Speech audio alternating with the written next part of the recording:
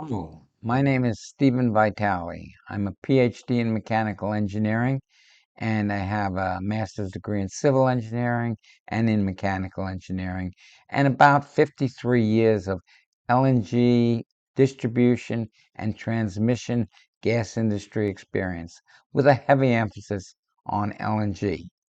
Let me give you a little bit of information about uh, my early exposure to the gas industry. It was at a time when the focus on safety and the knowledge available on how to make things safe was a lot more limited than it is today.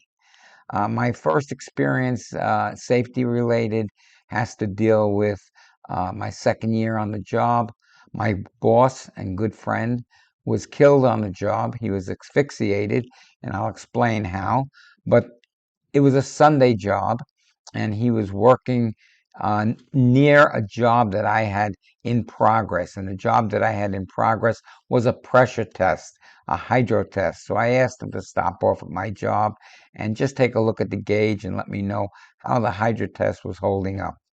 So that afternoon, I called his home and asked him to ask him how the pressure test went.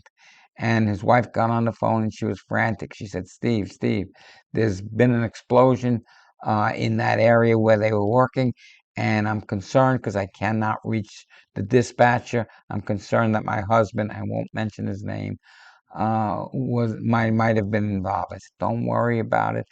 Go to the job. I'll have him call you.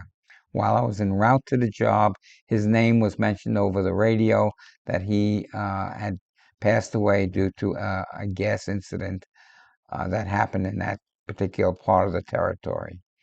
When I went to the job, they told me that he was taken to the hospital. I went to the hospital. They would not give me any information because I was not next to kin. That was not a good sign. Well, it so happens he did pass away. He was one of six people that were overcome by natural gas and nitrogen, mostly by nitrogen, which was in the piping that flowed into the opening that they were working on, and uh, and then that was followed by natural gas. Within a year of that incident, I received a call in the office, and it was one of the workers that said, Steve, there's been an explosion and two men were killed on the job. And this person was talking so rapidly, it was barely comprehensible because he was just so upset by what had happened. It was obviously a large explosion, and we will cover that incident. In fact, what we're going to cover today are 24 safety moments that I've accumulated. I could have made it 48 safety moments, but I thought these 24 were certainly highlight moments that needed to be presented. So I've presented those. And if I had to take those 24 moments, and the follow on to those 24 moments are some LNG related technology safety issues that I want to discuss. If I had to take them all, what they boil down to is one thing, and that is engage the brain before you take your foot off the clutch. So many times there's been events that have occurred that could have been prevented. I'll give you, for instance, one time I pulled up on a job and a 2-inch gas main had been ripped out of the ground. It was still in the opening, and my first instinct was to jump in the opening, grab a stick, put a rag around it, and plug the opening. Well, that's exactly what I did. And then when the gas stopped, the pressure built up behind that plug, and it was at 60 psi. Well, think about it, a 2-inch main with a radius of 1 inch. Pi r squared is the area. That gives you 3 square inches times 60 psi is 180 pounds force.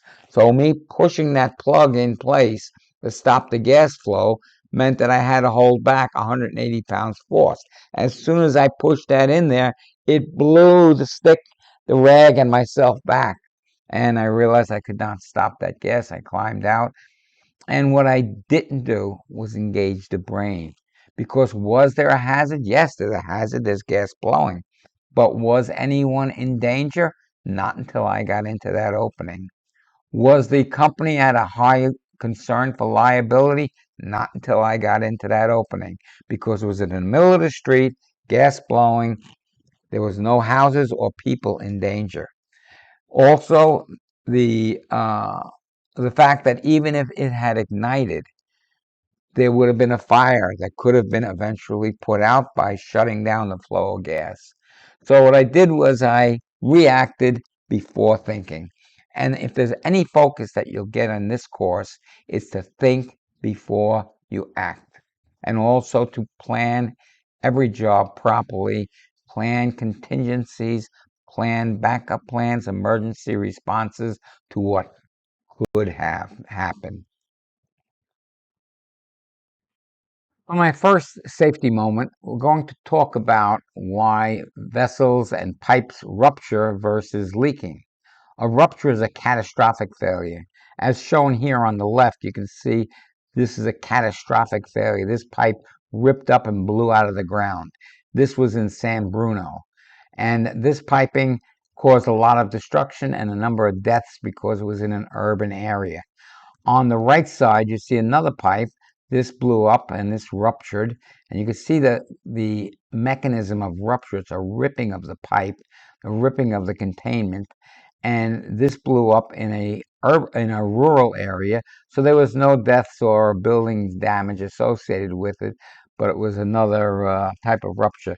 Now I'm going to start off with looking at a taking a balloon. And the first thing I'm showing is that the balloon is kind of stuck to my hand. And why is it stuck to my hand? Due to static electricity. This has nothing at all to do with the rupture leak mechanism I'm talking about. Since this is the only time I'm using a balloon for demonstration, I just wanted to show that because it can be a source of ignition. When you have a gas leak, you can get a source of ignition due to a spark caused by static electricity.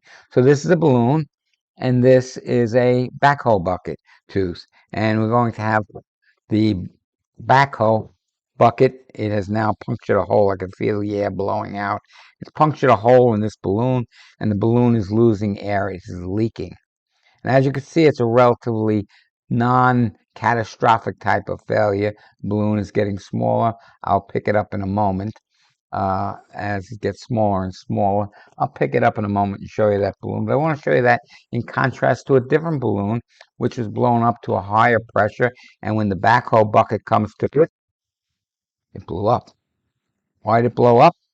So you might say because of the pressure. It's not because of the pressure, because of the stress level in the outer skin. Because that stress level of that outer skin was so high that once a stress concentrator, which was the bucket tooth, made an impact, the stress concentrator caused that stress to cause a rip in the piping, and it followed that crack all the way around until the total vessel or pipe was destroyed. And this is the balloon that had the leak in it. And obviously you can see it was a slow leak, but I could have made it a larger leak as well. And now it's at a point where it's even hard to make it a leak. But you can see it's leaking, not bursting. So that's what causes the stress level. Now, a study was done by GTI, Gas Technology Institute, and they used the services of Battelle Labs. And Battelle Labs had done a major literature search as well as investigation of numerous ruptures and leaks. And they found essentially that 25% of SMICE, at specified minimum yield strength, was the cutoff point. Below 25% of SMICE, all the leaks and ruptures that they evaluated, or all the pipeline failures that they evaluated were leaks, not ruptures. But they found that above 25% SMICE, those that were damaged by mechanical impact could have either ruptured or leaked. So 25% SMICE was the cutoff point. And for that reason, this 49 CFR Part 192, which is the code that governs underground piping or gas pipelines, defines distribution piping as piping that operates below 20% of SMICE. and transmission piping as piping that operates above 20% SMICE, realizing that there's a cushion there, 25%. Above that is where they found ruptures could occur due to mechanical damage. They also found that ruptures could occur above 30% of SMICE due to corrosion leaks or some other kind of metallic defect. Corrosion is the most common. The two most common types of leaks or ruptures are either corrosion or mechanical damage. Now, the higher you go in percent of SMICE, the more propensity there is for a rupture to occur. And as you'll see later on, the allowance of what is allowed, the stress levels that are allowed, is dependent upon the population in the area and the number of buildings that are in the area. So why did the balloon blow up, explode? Well, is it because it was yellow? Yes, it was yellow. Is it because it was highly stressed walls? Yes, that's the correct answer. Is it because the air molecules were crashing into the wall of the balloon? Well, that you can debate that as being a partially correct answer because that's the pressure, and that pressure is what forms the stress in the material. But essentially, the best answer for this would be because of the highly stressed walls. And the stress concentrator is something that I mentioned, and we'll talk about what is a stress concentrator. Let's talk about stress concentration. I have a piece of paper here. Very tough to tear it, very tough to tear it. But if I put a little bit of a rip in the top of it, it takes very little effort to rip it apart because that rip becomes a stress concentrator. All the force that's being put on it is now concentrated where that rip is, and that is a stress concentrator. And that's why when you get a defect and you have high stress levels and they get concentrated into one location, they can travel around the pipe or around the vessel and cause a rupture. In this slide, we're going to talk about specified minimum yield strength. But before I do that, I want to mention that earlier I mentioned the stress level as being one of the issues that would cause a rupture versus a leak. But I did not mention also it's material related. There are materials that are ductile and there are materials that are brittle. Let's take, for instance, a copper tube, a copper pipe, and I hit the copper pipe with a hammer. As I do that, the copper pipe dents. It's a ductile material, which means that it's elastic. It goes in, and and it'll spring back if it's not necessarily be put beyond its yield strength. If it's put beyond its yield strength, it'll push in and it'll stay dented. Whereas a glass is brittle. So I take a drinking glass and I hit it with a hammer. I see that it fractures, it breaks. And that's because the glass is brittle. Glass isn't necessarily a good example technically, but it's a good example visually to use because we all know, or we've all been there where we've dropped a glass and seen it shatter. Why do I bring up this ductility? Is because a lot of what we're going to be dealing with has to do with LNG, liquefied natural gas. And liquefied natural gas is typically said to be minus 260 degrees Fahrenheit. Now, I say typically said to be at minus 260 degrees Fahrenheit. It really depends on the saturated pressure and that which is related to the saturated temperature. We'll get into some of that as we go through our safety moments. But for all intents and purposes, let's say it's minus 260 degrees Fahrenheit. And when does carbon steel become brittle? Depends on the quality of the carbon steel. Some carbon steel, like that which was used for the rivets in the Titanic, became brittle at about 30 degrees Fahrenheit, a little bit over 30 degrees Fahrenheit, and they turn from a ductile steel to a brittle steel. Most steels used today become ductile or lose their ductility, I should say, at about minus 20 degrees Fahrenheit. So it's a range, let's just say between minus 20 and plus 30 for steels that are in service today. And those are carbon steels. Now, if LNG, which is at minus 260, is poured into a carbon steel pipe, that carbon steel pipe becomes brittle. Not only does it become brittle, but it contracts because it becomes cold. But where does it contract? If LNG goes into the pipe, it contracts on the bottom of the pipe. So the bottom of the pipe becomes not only brittle, but it becomes in high tensile strength or high tensile stress, I should say, and cracks. Why did it crack? Because it's brittle. Where would the distress come from? From the concentrate, from the contraction of the steel on the bottom of the pipe. Top of the pipe has not been cooled yet, so it stays at its original dimension, while the bottom of the pipe contracts and tries to become smaller, but it cannot because it's constrained by the pipe itself. Where would it crack initially? Well, it could crack anywhere along the piping, but the most common place would be the first weld. And you might say, well, the weld is the strongest part of the pipe. Well, that's true if the pipe is ductile and if the weld is ductile. But if it's not, it's the first point of discontinuity of the pipe. So that first crack, that first weld, you would typically find underneath the weld the 180-degree half moon, picture it as, crack on that weld from about the 90-degree quadrant, 180 degrees around. So it's the bottom half of the pipe or the bottom half of that weld would typically crack if LNG were to be put into that carbon steel pipe.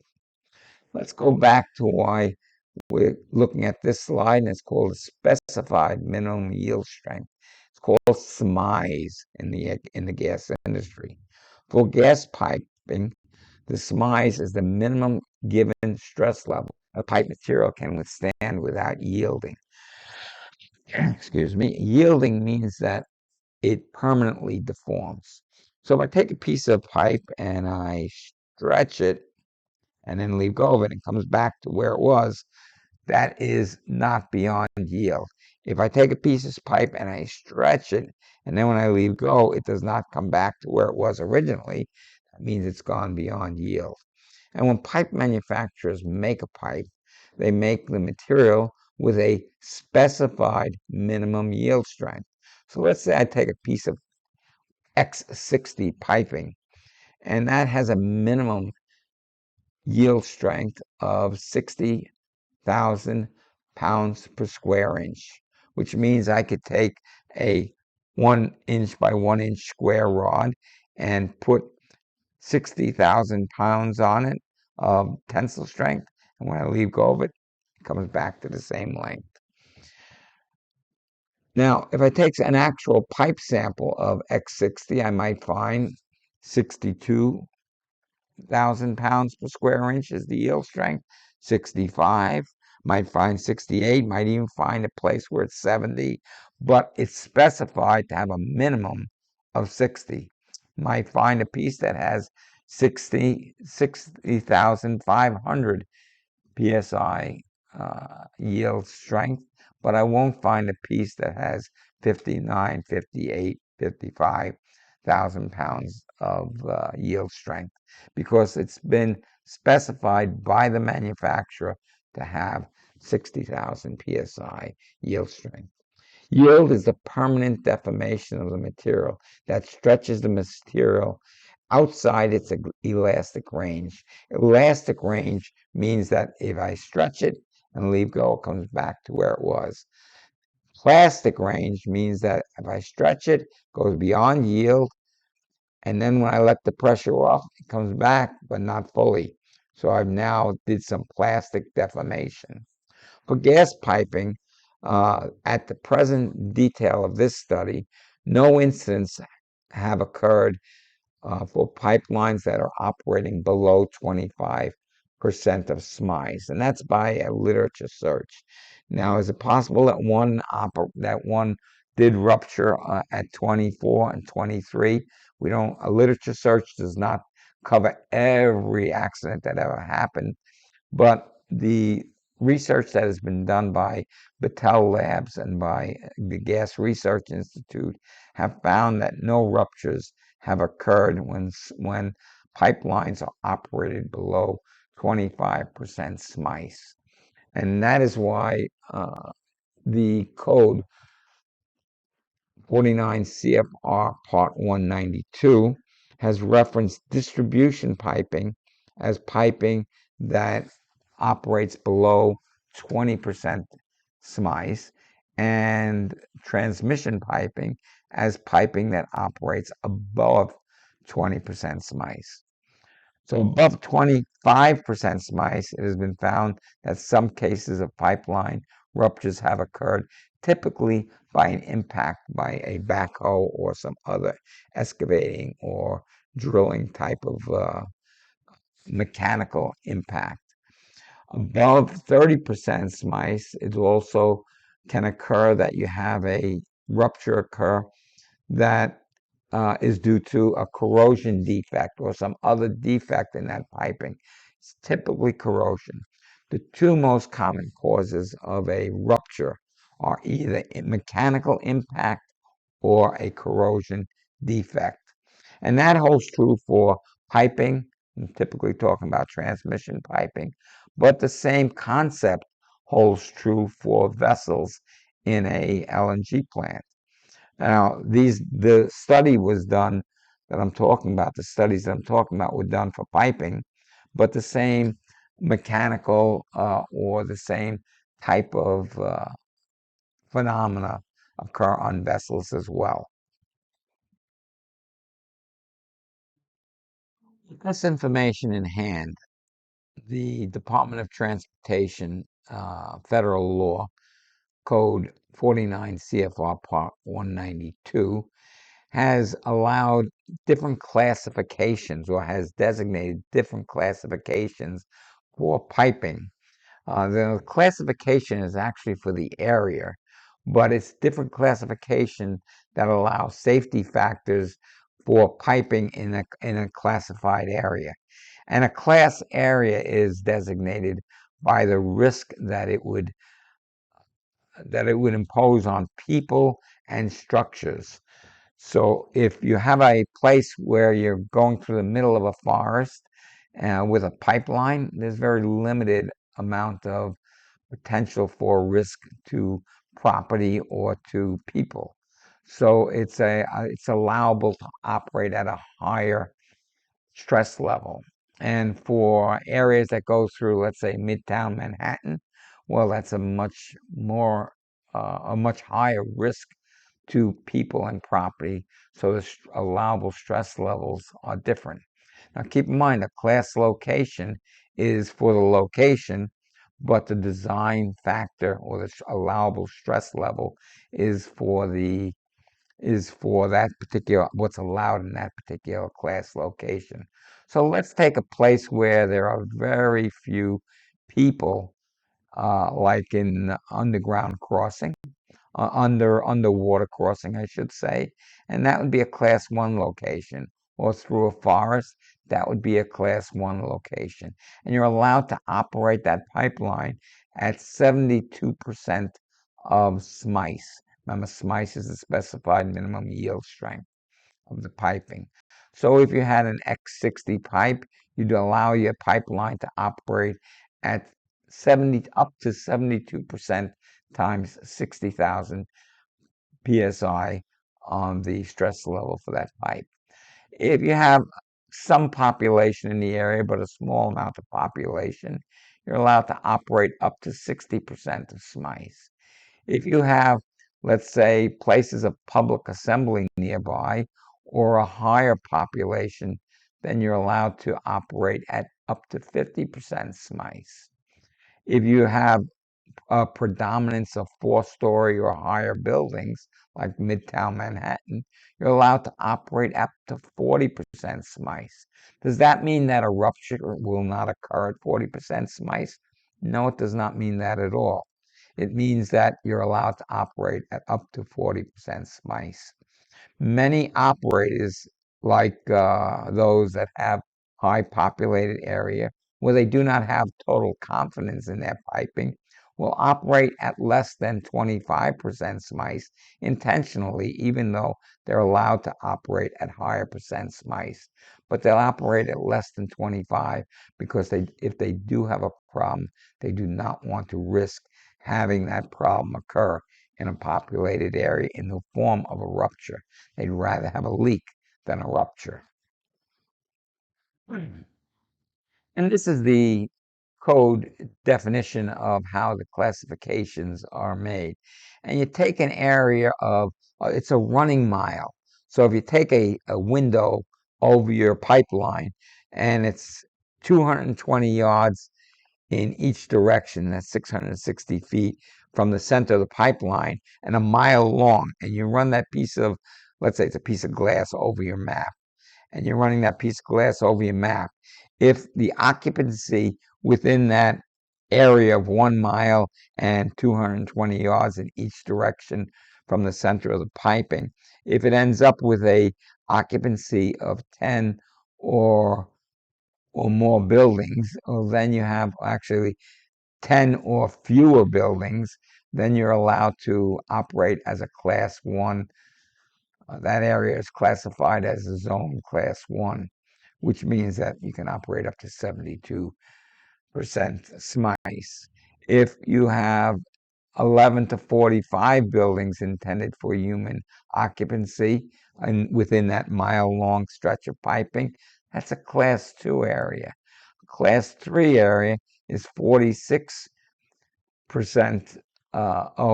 46 or more buildings or places of public assembly, then you're a class 3 area. So what might happen is, let's say you have no one living there, but there happens to be a single church in that location. Well, that location where that church is, in close proximity to that piping, that location is a class 3.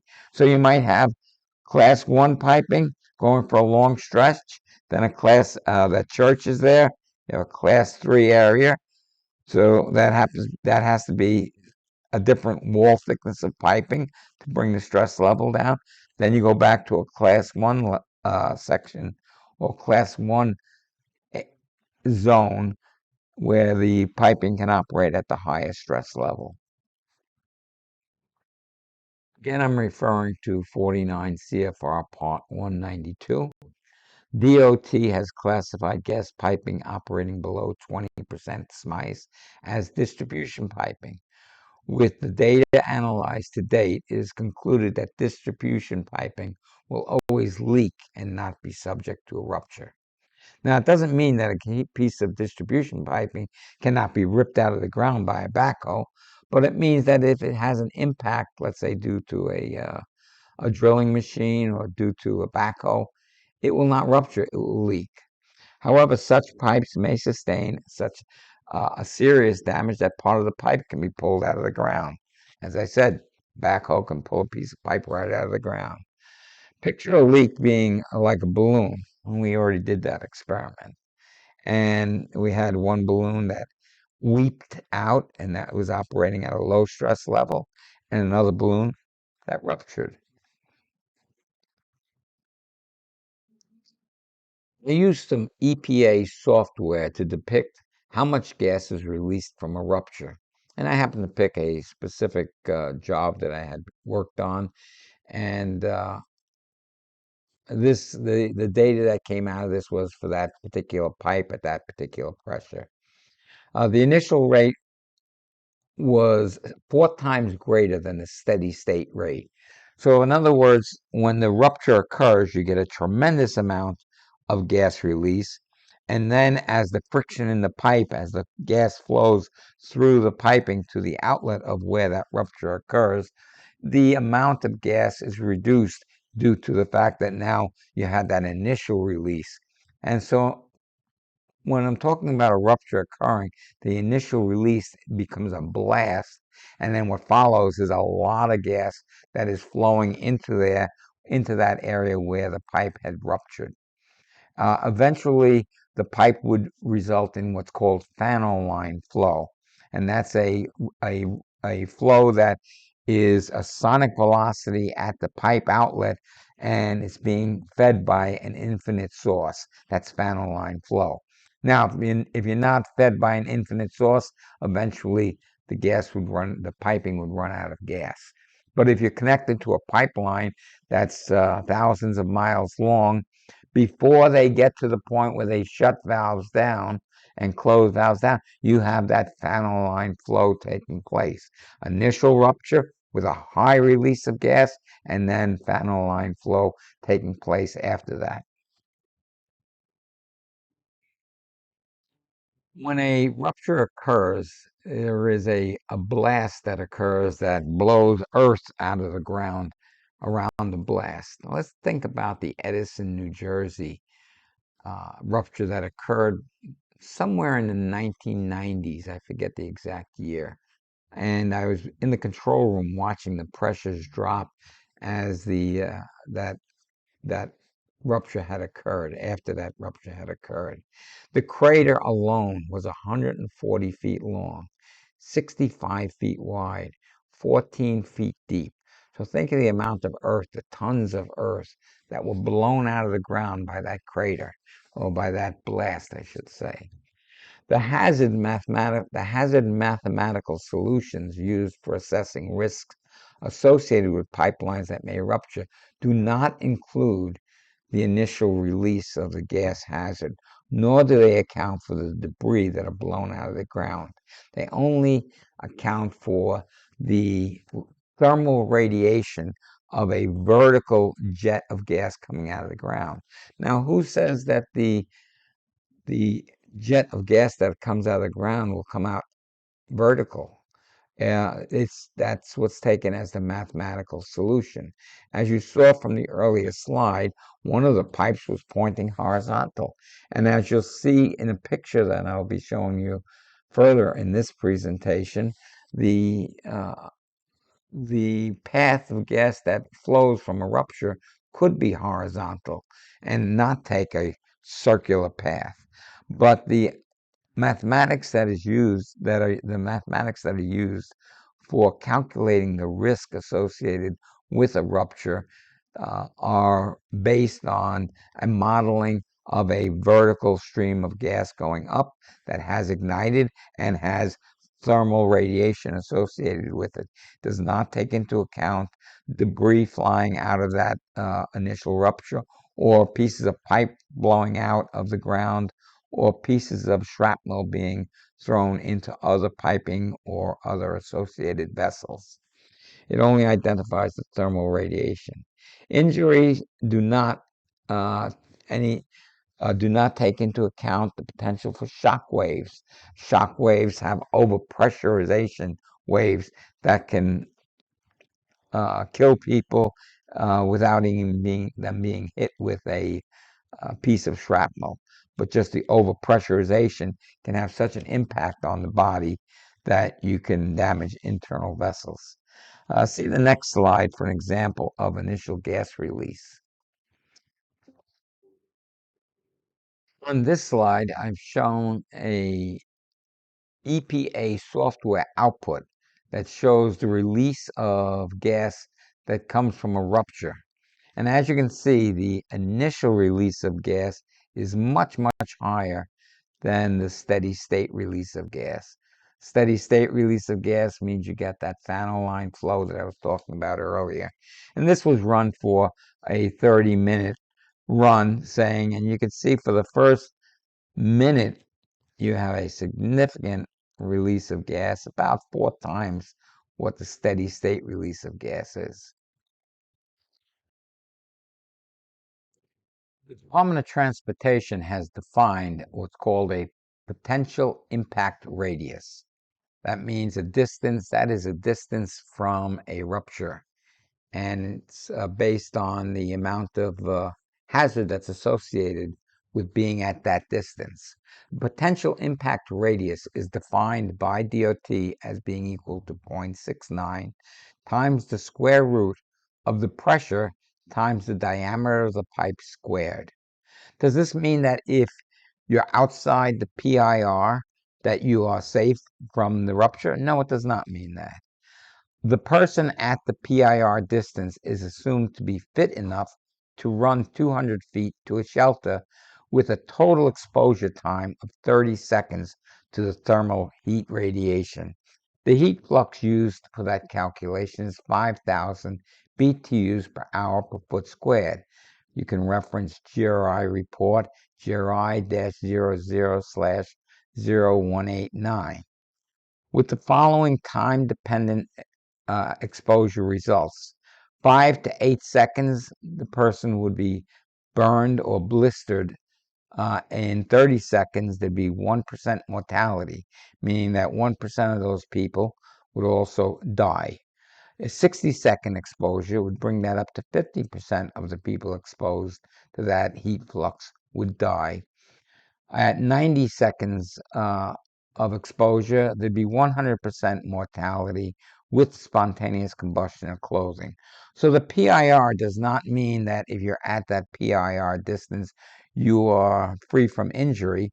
It is just a definition to give a parameter related to rupture and a vertical flame of thermal radiation, not including the initial effects of the blast or the release of any shrapnel or debris that comes flying out of the opening, nor does it account for the initial quantity of gas that comes out. It's only the steady state flow of gas that comes out and the thermal radiation from that vertical flame. This is a table from that report, and you can see the source is GTI report.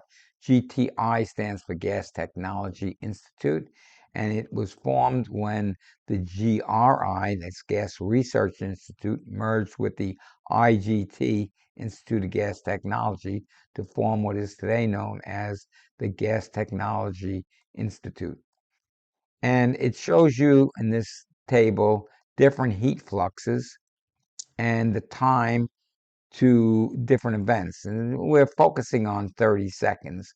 So at 1600 BTU per hour per foot squared, in 30 seconds, you end up with the burn threshold. If we're at 2000 BTU per hour per foot squared, 30 seconds, I have two separate findings. You have upper and lower threshold. So approximately 30 seconds if you average these two, and approximately 30 seconds you'd have time to blister. And the 5,000 BTU per hour per foot squared, which is based on the PIR timing that was used, you'd have, here's it shows 27 seconds, and this is where you're dealing with 1% mortality, where people would be burned if they were at the PIR, but they have to be fit enough to run to a shelter within 30 seconds, and 1% of them would die from their injuries, and the rest of them would sustain burns. If that was extended to, let's say, 8,000 BTU in 30 seconds, the number of people that would die from their injuries would raise up to 50% mortality.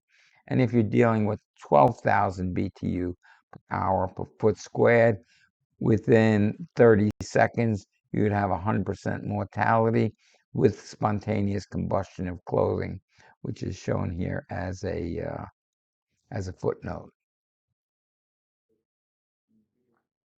Department of Transportation and the Gas Technology Institute are not the only ones who have dealt with trying to predict the hazards associated with a vertical flame of a gas pipeline that has ruptured. But both the DOT and the EPA, and this is using EPA software, have dealt with only a vertical flame, talking about vertical flame at steady state conditions, not the initial blast. And this is the hazard that's associated using the EPA software for the conditions that have been selected here. And I picked certain conditions and certain wind, etc. And in this particular case, not a very strong wind, because you could see that the hazard zones are pretty much symmetrical. If you had a strong wind, you'd have a tear-shaped type of more of a tear-shaped type of hazard zone. But this is just talking to thermal radiation. And the yellow zone shows pain within 60 seconds. That's just about 600 yards away from the rupture. And then you have an area that's second-degree burns within 60 seconds. So a person that's within this range here would be, if they had a 60-second exposure, would have second-degree burns. And the zone that's closest is shown as potential lethal zone within 60 seconds. On the transportation, and the EPA are not the only ones who have given significant attention to gas pipeline rupture consequences.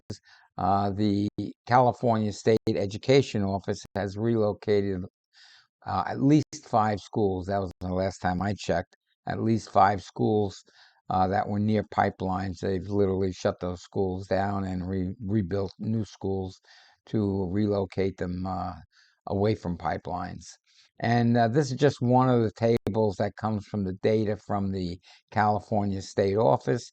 And this shows the heat flux from the distance from pipeline, as well as the pressure the pipeline is operating at. And I just randomly picked 24 inches, the size pipeline of this particular chart. And this chart, also from the California State Education Office, shows the expected mortality rate from a steady state vertical flame of a gas pipeline, and this is related to heat flux. So for this heat flux, it shows the 30-second exposure, 30-second exposure time, and the expected mortality rate. And you can see with the 100% mortality is 30 seconds would be 12,000 BTU per square foot per hour. And on the next slide, we'll see this overlaid where there was a potential for a school being. There is another EPA software called MARPLOT, and MARPLOT allows you to take the data from the ALOA software. The ALOA software is the software that gives you these threat zone configurations.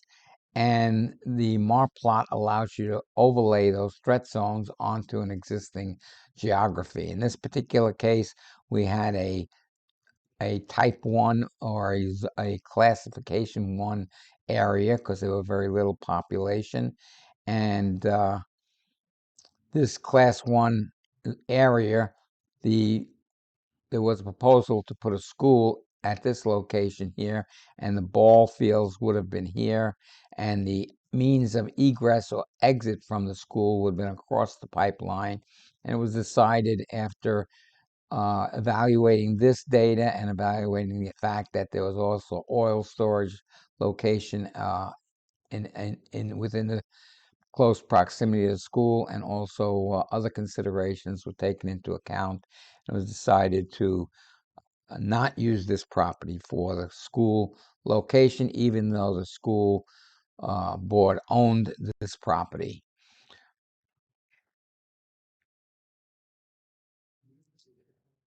The Pipeline Association for Public Awareness has also published this evacuation distance chart, which shows recommended minimum evacuation distances for natural gas pipeline leaks and ruptures. And here we're talking about, for a particular 24-inch pipeline operating at 1,200 psi, we're looking at almost 1,900-foot evacuation distance. This slide shows some more published data related to heat flux and time to severe burns and second-degree burns. And here we're showing the units in kilowatts per meter squared. And here we're showing a conversion for kilowatts per meter squared converted to BTU per hour per foot squared. And as you can see, the number we were using earlier of 5,000 BTU per hour per foot squared is equivalent to 15.77 kilowatts per meter squared. So far, what we've spoken about is flames that shoot up vertical. But yet you can see here that not all flames shoot up vertical. In this particular case, you can see the burn pattern is shown as being very much not circular, but more oblong in shape. So obviously the flame that came from this rupture was more in line with a horizontal flame, or at least a partially horizontal flame, as compared to the models that are shown. And my guess, and it is a guess, is that this ended up with flames going in two directions, because you have a piece of pipe that's pulled out of the ground, and you have the two ends of the pipe pointing not vertically upward, but pointing with some horizontal inclination. And this is a slide that shows the consequences that can happen if a rupture occurs of a pipeline occurs in an urban area. And a lot of the damage that's done is due to secondary fires. So if there be an initial fire and a building catches fire, the building next to it catches fire, the building next to it, etc., down the path of very similar to what's happening now in California. I say now in California because the wildfires are occurring.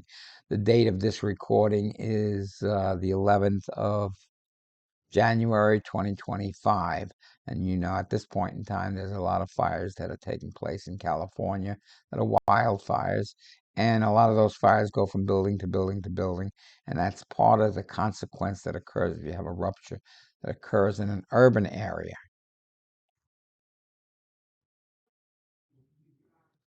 The Department of Transportation has also designated what they call high consequence areas, as defined in 49 CFR Part 192. And the DOT has classified high consequence area as any Class 3 or Class 4 pipeline areas, or any Class 1 or Class 2 pipeline areas within the PIR of an identified site. And they've defined what an identified site is. I'm not going to get into that at this point in time. This slide's an interesting one. It's a cracker dropped on the floor. And what's the purpose for me showing you a cracker dropped on the floor? Is to show you how it broke. It broke in a brittle failure mode, which means that it's shattered. And this is what happens when you use the wrong materials for carrying cryogenic liquids. So if you have LNG going into a carbon steel pipe, it'll crack in a brittle failure mode. And one of the safety moments we'll talk about will be the accident that happened in 1944 when 3.5% nickel steel was used to contain LNG. And 3.5% nickel steel is ductile down to about minus 150 degrees Fahrenheit. And the storage of LNG is close to minus 260 degrees Fahrenheit.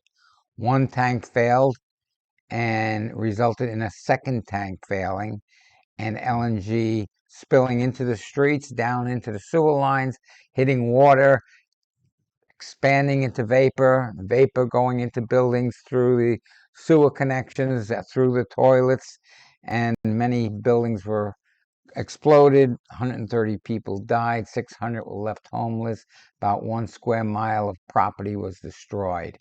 And why? Because the wrong material was used for storing LNG.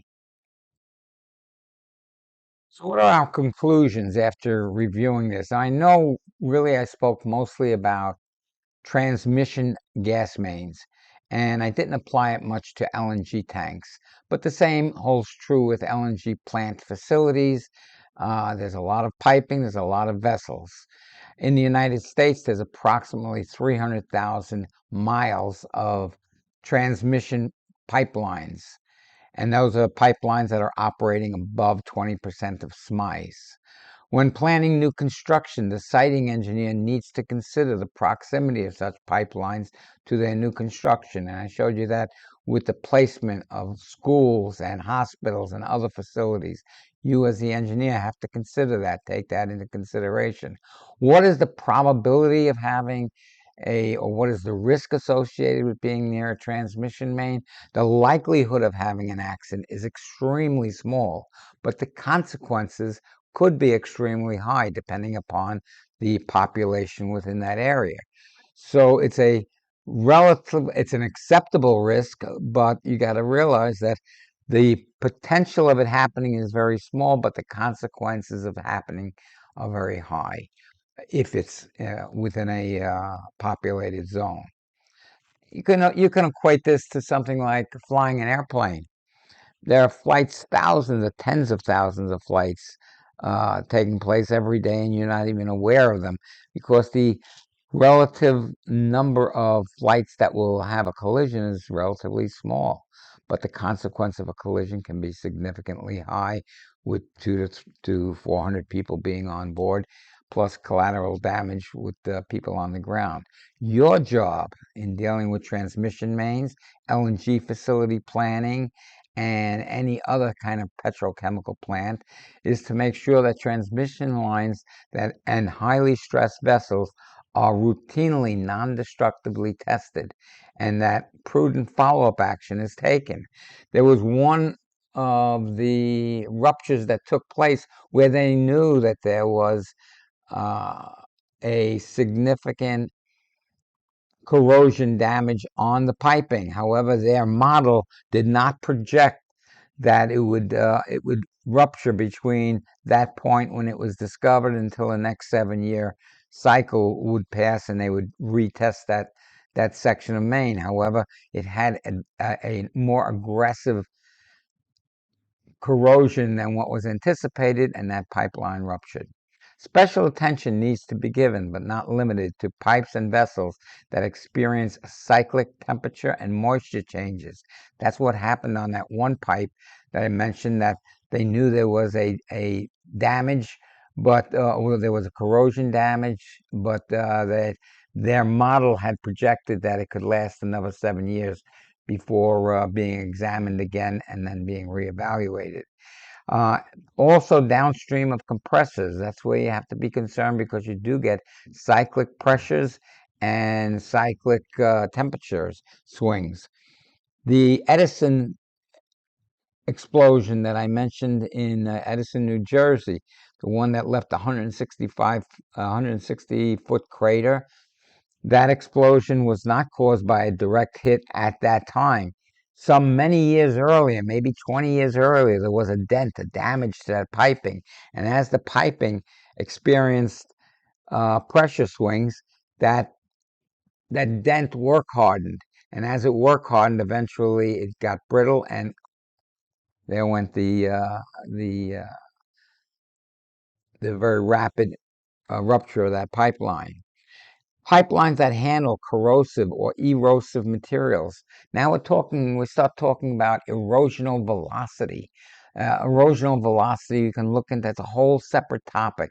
If you have very high velocity gases that carry abrasives with them, like mill scale or like dirty gas or anything where it has an abrasive in it, or if the gas happens to be moist and also has CO2, it can cause carbonic acid, which is an acidic acid, and you can start getting internal corrosion of the piping.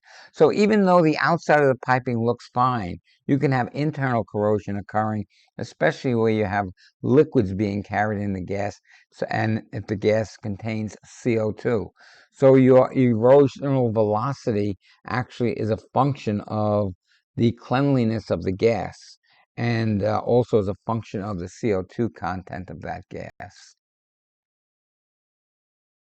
Well, that concludes safety moment number one. It was a rather long one, but it talked about the difference between leak and rupture and why it's important to make sure that pipelines that can rupture are placed in locations that would be away from the public and away from congested areas. And you wouldn't want to be building a place of public assembly right next to a pipeline, even though the frequency of a rupture would be very small, the consequence could be high. Safety number two is also something that happens rarely, and that is LNG stratification and subsequent rollover. Actually, LNG stratification and subsequent rollover does happen much more frequently than we think, but I'm talking about significant stratification with a significant rollover. You might have a very small rollover event in your plant, and what you'll see is an increase in boil off, scratch your head, and not realize it was a mild rollover. But a major rollover, and there's two very popular ones to talk about. That's the La Spezia incident that happened in 1971.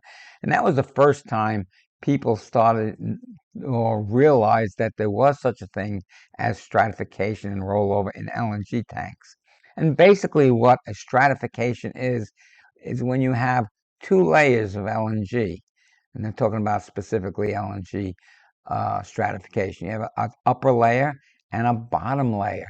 Now, what happens to LNG continuously? Because it is cryogenic, it is continuously gaining heat from the environment.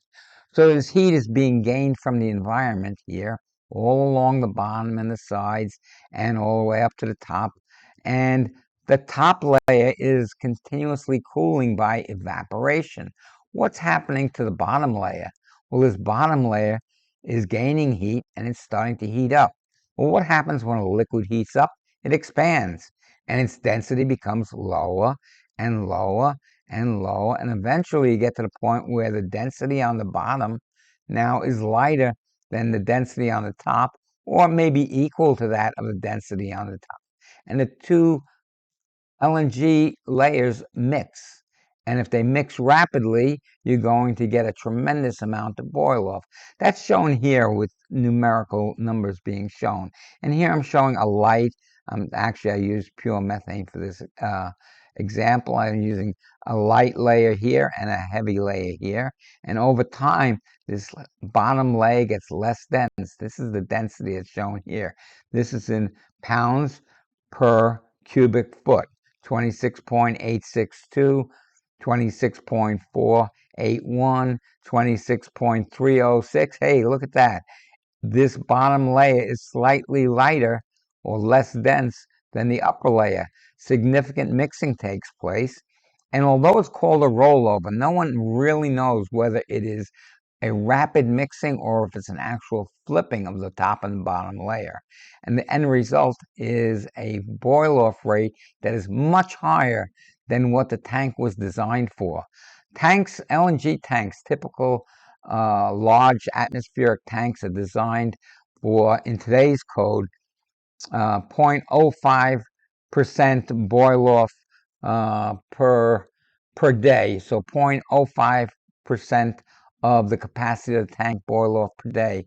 And the relief valves are designed to handle 60 times that amount. So it's 3% of the tank's boil off in a day. When you get a rollover, you can well exceed that 60 times normal boil off rate. And La Spezia and Parrington was the other, Parrington in the UK was the other famous rollover event. One was fill-induced and one was nitrogen-induced. But those two rollovers, they know, exceeded 180 times the normal boil-off rate. And the only reason why they don't know the real boil-off rate is because the gauges were pinned and they just cannot predict what the real boil-off rate was. But they know it was in excess of 180 times the normal boil-off rate for those tanks.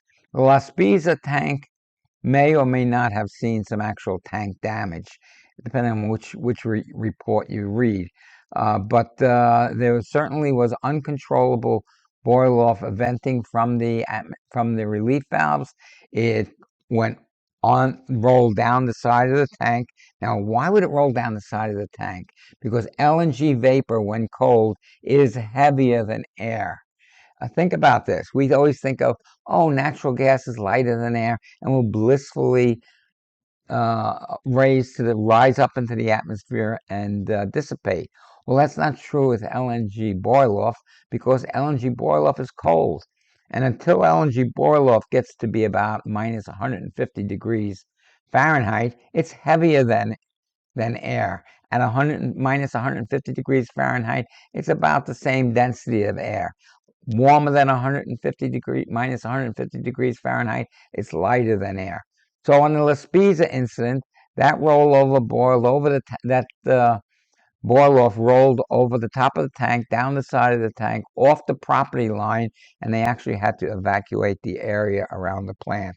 Fortunately, there was no ignition, and eventually the boil off, the venting ceased, and they were able to and then investigate and find out why there was so much boil off. So let's talk about the precursor to a rollover. The precursor to a rollover is LNG stratification. Stratification is an event where different density layers of LNG occur within the LNG tank. The heaviest layer is the lower layer. And there might not only be two layers. You could end up with 3, 4 layers of different density LNGs in a tank. But typically we talk about it when we study this in 2 layers, just to get the concept in mind.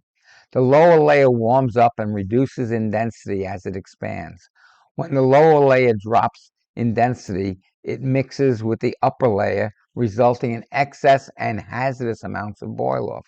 The only reason why I'm saying hazardous is because your boil off equipment cannot take away the boil off fast enough. The tank's relief valves then start to vent. Typically, LNG does not contain high nitrogen content, so I've not talked about nitrogen-induced rollover, but you can have nitrogen-induced rollover as well. According to the literature, nitrogen-induced rollover gets to be serious when you're talking about 1% or higher nitrogen content in the LNG. So your LNG actually has a certain percentage of nitrogen in it when it's produced. Now, I did an analysis where I showed the inflection of density of boil off for nitrogen in LNG being 0.25% nitrogen content. The literature talks about 1% as being the area of concern, but this author has, by mathematical analysis, calculated that anything higher than 0.25% nitrogen content is where the LNG can start to become heavier, lighter as it evaporates, and instead of going down and mixing with the rest of the tank, it then could start to stratify. So although the literature says 1%, I raise a caution to you at anything above 0.25% nitrogen in your LNG. You mentioned there are 2 types of stratification. One is fill-induced stratification. The other is a nitrogen-induced stratification. The most likely type, or the more common type of stratification, is fill-induced stratification. And fill-induced stratification happens when a low-density LNG is placed on top of a high-density LNG, or when a high-density LNG is placed below a low-density LNG.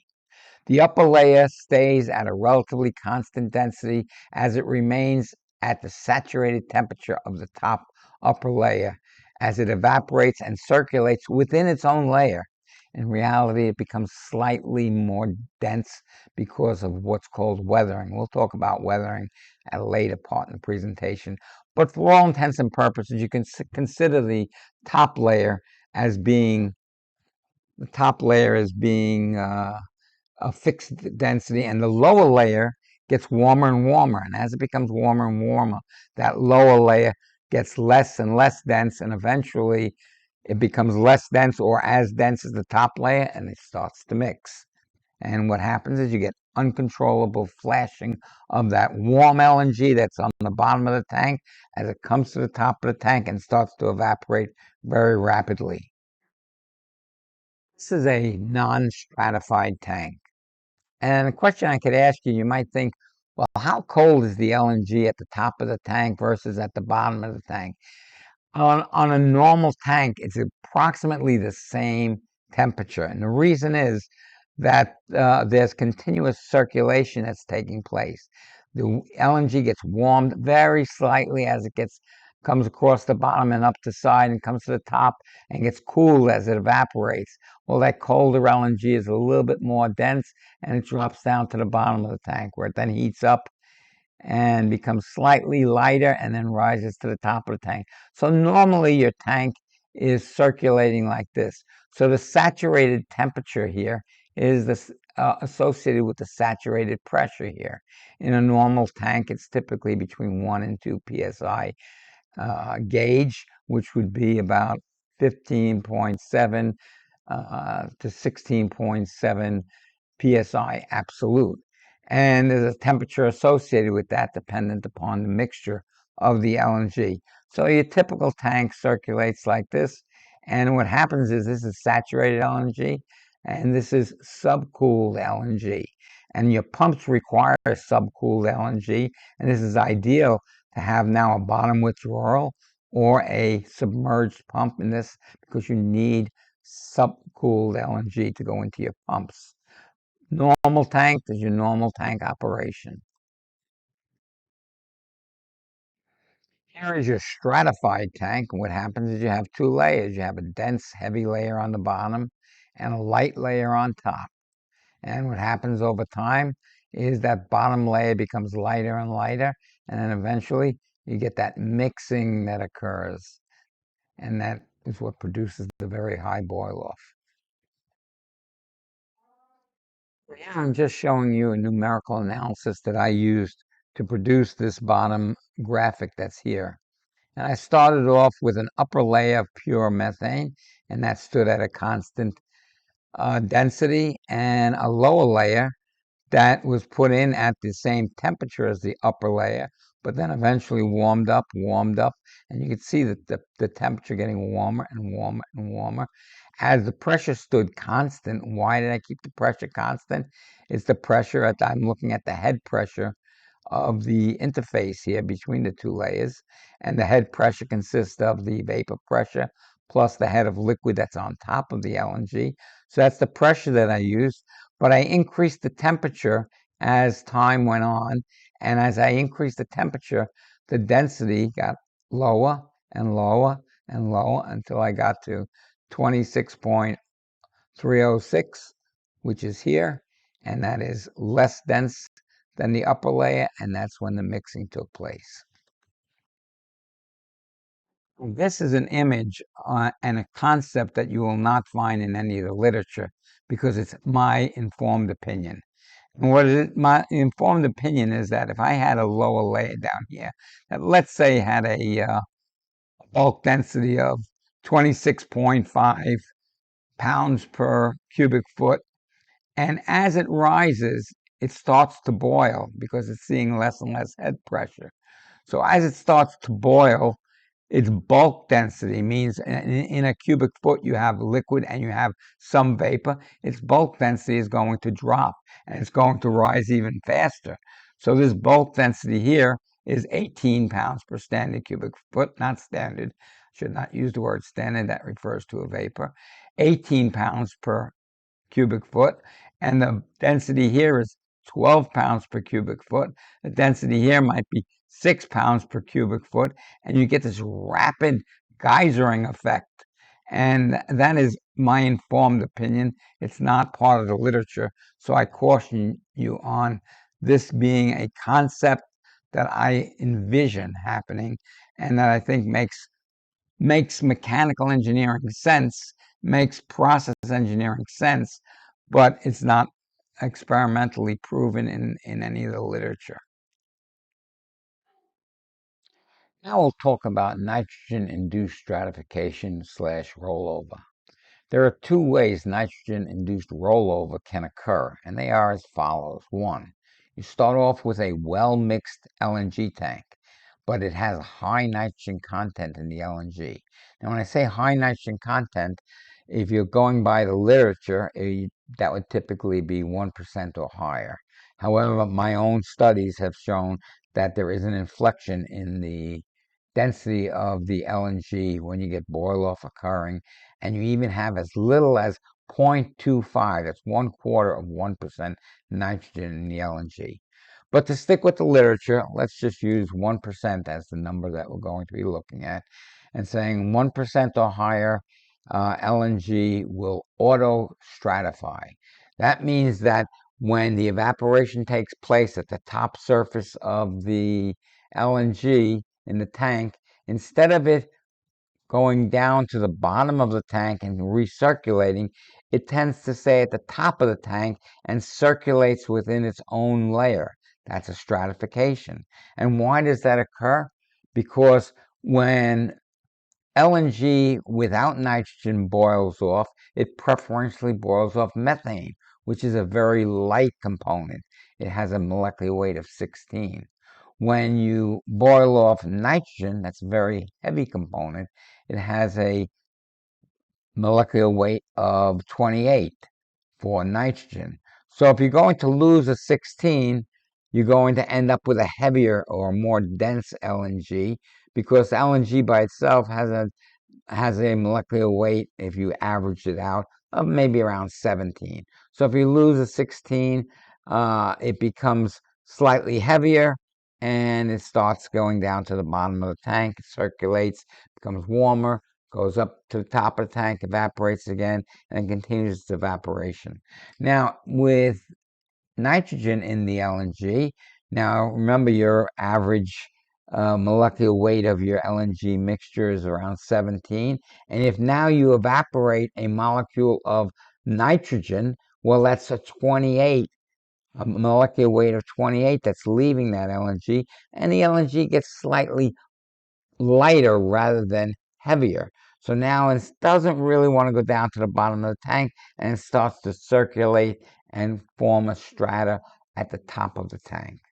And that's just one of the driving forces of density. The two parameters that drive your density are, one, the composition, and secondly, the temperature. As LNG gets colder, it becomes more dense. LNG with nitrogen in it boils at a much colder temperature, so it's much more dense because it's got nitrogen in it. And those two factors play together to define the density of a mixture of LNG that has nitrogen in it. We'll look at this graphically in a moment. Another way that you can end up with stratification or nitrogen-induced rollover is if you have a fill-induced stratification, and let's say you put a LNG with nitrogen in the lower bottom filling of a tank that has an upper layer that's lighter. So you have a light layer and a heavy layer underneath it, and that heavy layer has nitrogen there. And you look at the two density differences, and you say, well, I'm having a ship coming in, and I'm going to remove that bottom layer of LNG. So I've got 2 days before I have any concerns. And then an hour later, you get a boil off, a rollover, and say, how'd that happen? Well, the lower layer might have gotten warm enough to start boiling, because the boiling point of that nitrogen is much significantly lower than that of the LNG itself. So the mixture of LNG with nitrogen has a boiling point that's at a lower temperature, and it can start boiling even though it's under the high head pressure of the upper layer. And that I'll show you graphically, and it'll make more sense once you see it pictorially, I should say, not graphically, but in picture form.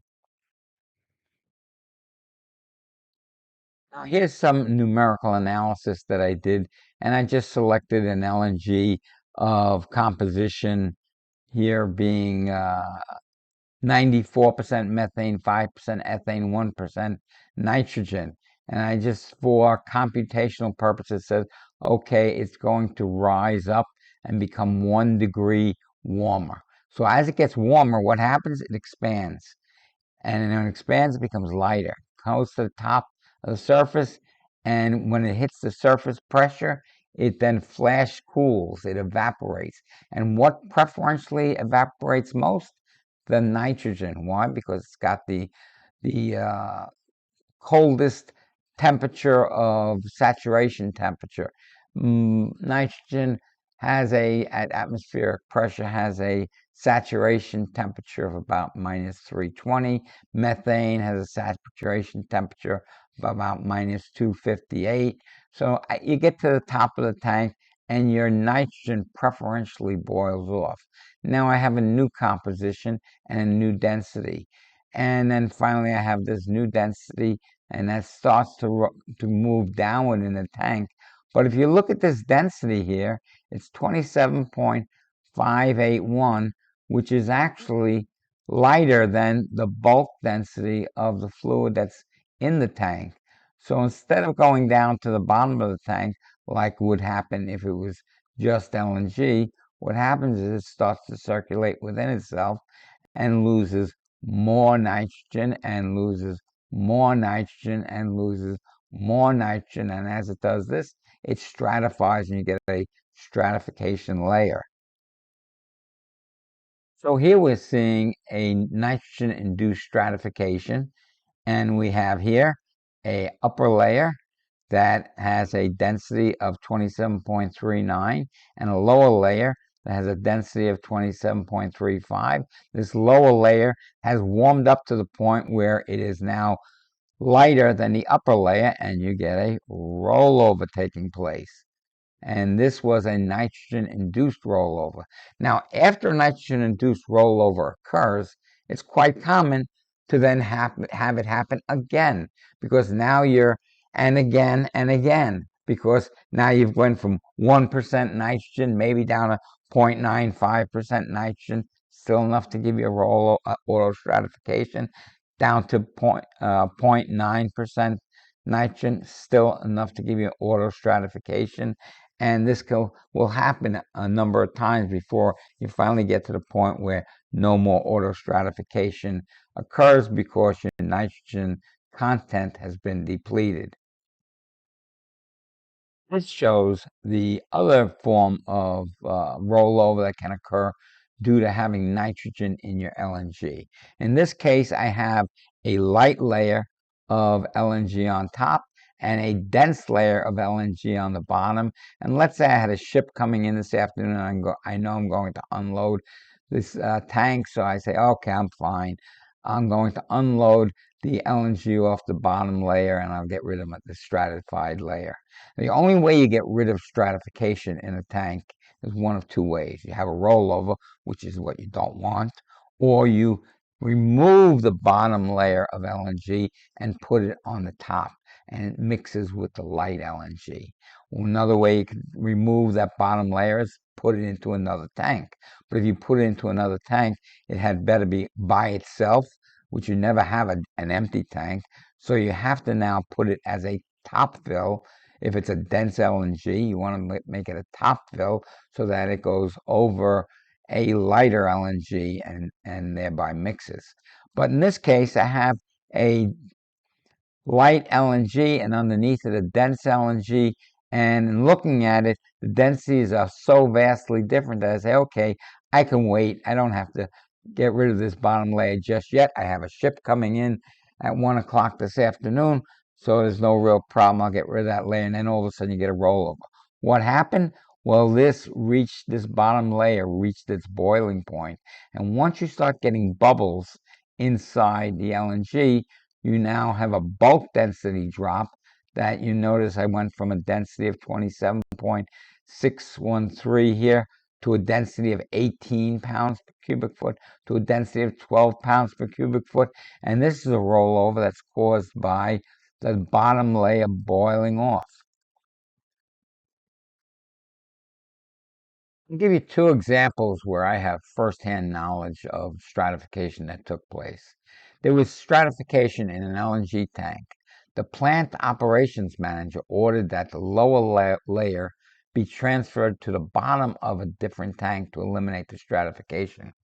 Now, it would have been fine had he said, take that lower layer and put it on the top of that other tank. But he said, take the lower layer and put it on the bottom of the other tank. And the reason he did this is because the procedure in the plant was typically always to bottom fill.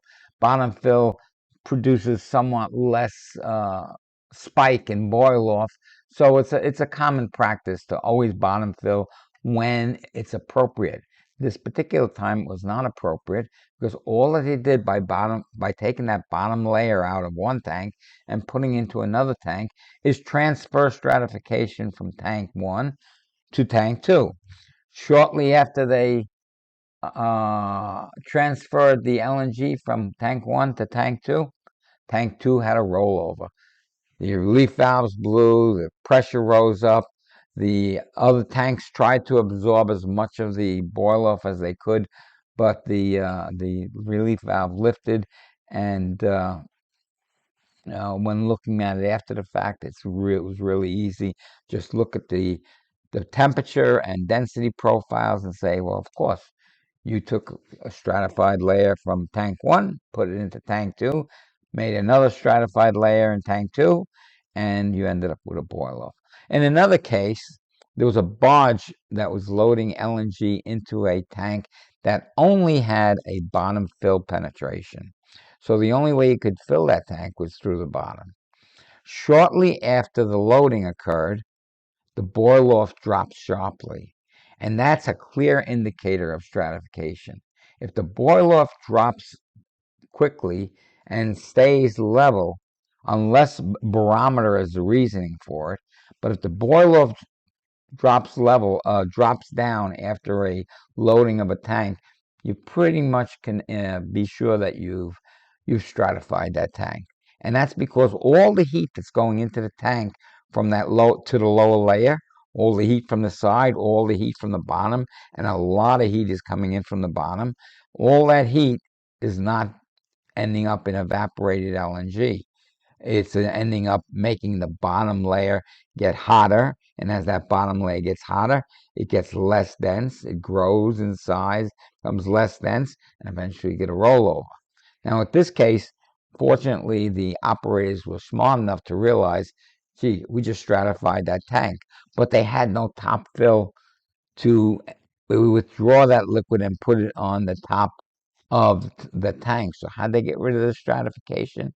In that case, they used the cool down nozzles that came with the tank.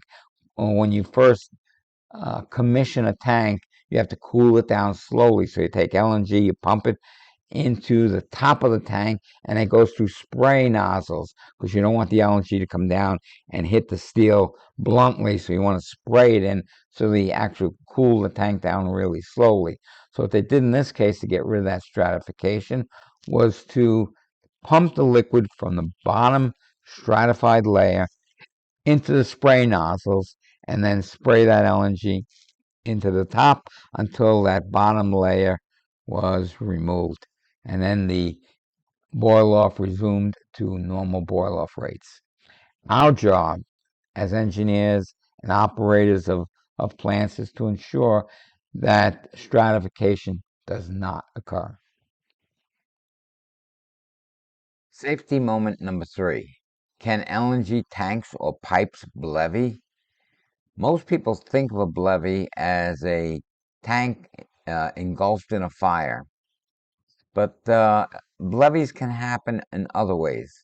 So because they think of a tank being engulfed in a fire, quite often people would think that, well, LNG tanks would not levy because, one, they're atmospheric tanks for the most part, the larger tanks are, and secondly, they're double wall tanks, so the fire can never impinge on the top of the inner tank, which is not true. But there's another mechanism for blevy. So let's take a look at first at what a blevy is, and then we can answer the question, can LNG tanks and pipes blevy? Let's take this being a water tank. Let's say it's filled with water and it's boiling. and does not have any insulation on it, and the fire impinges on the top of the tank, and it gets real hot, which makes over 800 degrees Fahrenheit. It weakens the metal, and the metal finally ruptures, and that is a blevy. Now, what happens to all this subcooled, actually saturated liquid at high pressure? This saturated liquid, it blasts out of the tank, flashes into a mist of water droplets and water vapor, and that mixes with air, etc. That's a blevy. Now, what happens worse than that is if the liquid that's in here happens to be a hydrocarbon, then right after this, you have a massive cloud of droplets of hydrocarbon plus vapor hydrocarbon plus air, and you have the ideal composition for a secondary explosion.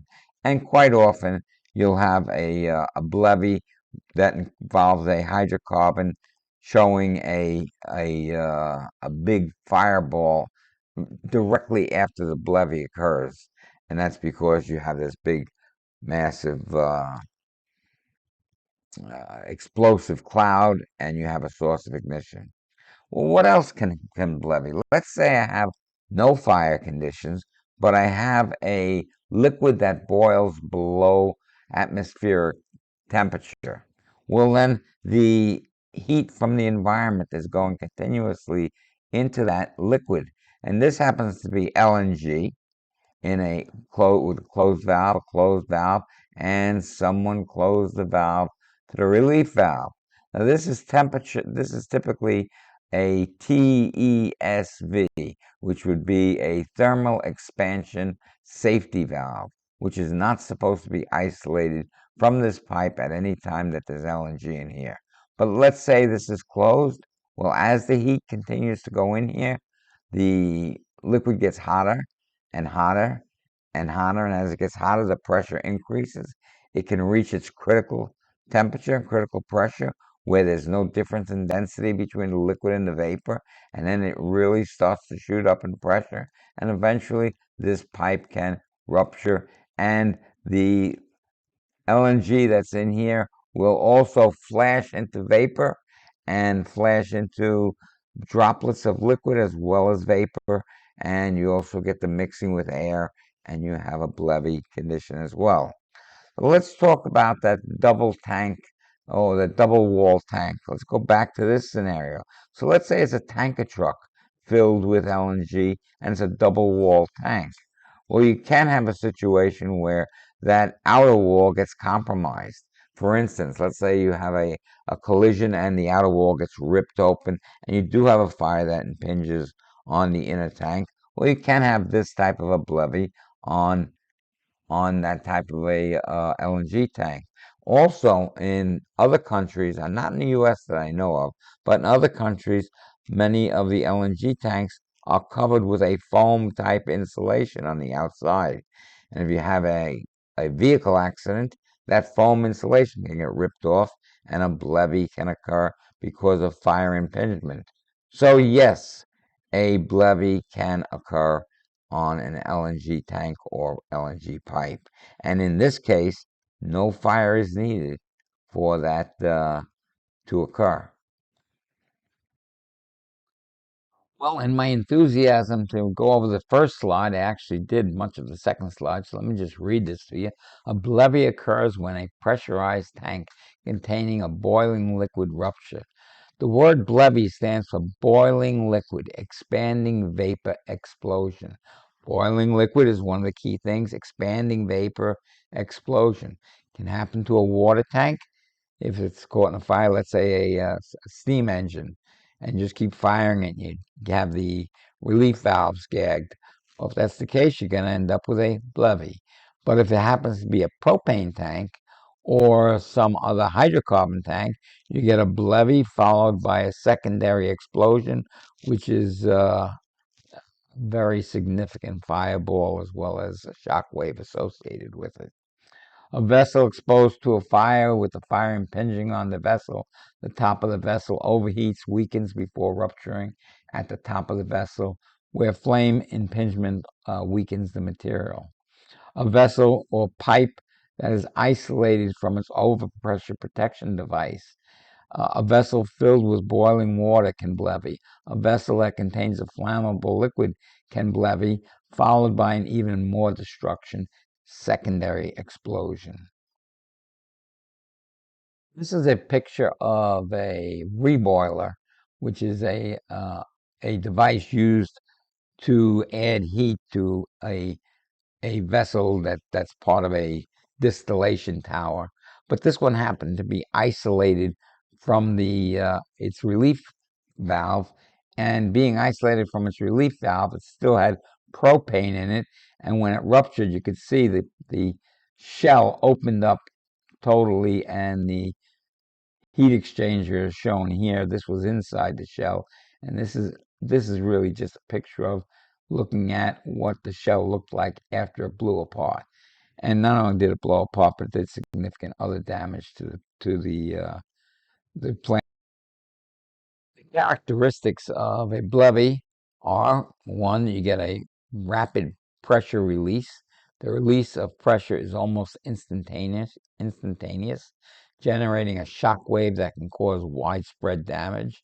You'll get a fireball formation if the liquid is flammable, let's say propane, butane, LNG. The vapor cloud can ignite, forming a large fireball. This can cause severe thermal radiation hazards. Further, the high turbulence of such a vapor cloud can cause a detonation. We spoke about the difference between detonation and we didn't speak about yet. That's one of the upcoming safety moments. But the detonation has a pressure wave associated with it that can do significant damage. And you also have to worry about flying debris. The vessel fragments are propelled outward at high speeds, posing risks to the nearby people and structures. Other pipes or vessels containing hydrocarbons may also be broken, and this can become an escalating event. If you recall, this is what happened in, I believe it was 2022 in the Freeport plant in Freeport, Texas, I believe that was. I know it's Freeport. I'm not sure of the state. I believe it was Texas. So, in answer to the question, can a pipe or vessel containing LNG levy? Unfortunately, the answer is yes. It is our responsibility to ensure that we never isolate LNG in a pipe or vessel without having the means of pressure relief for that pipe or vessel.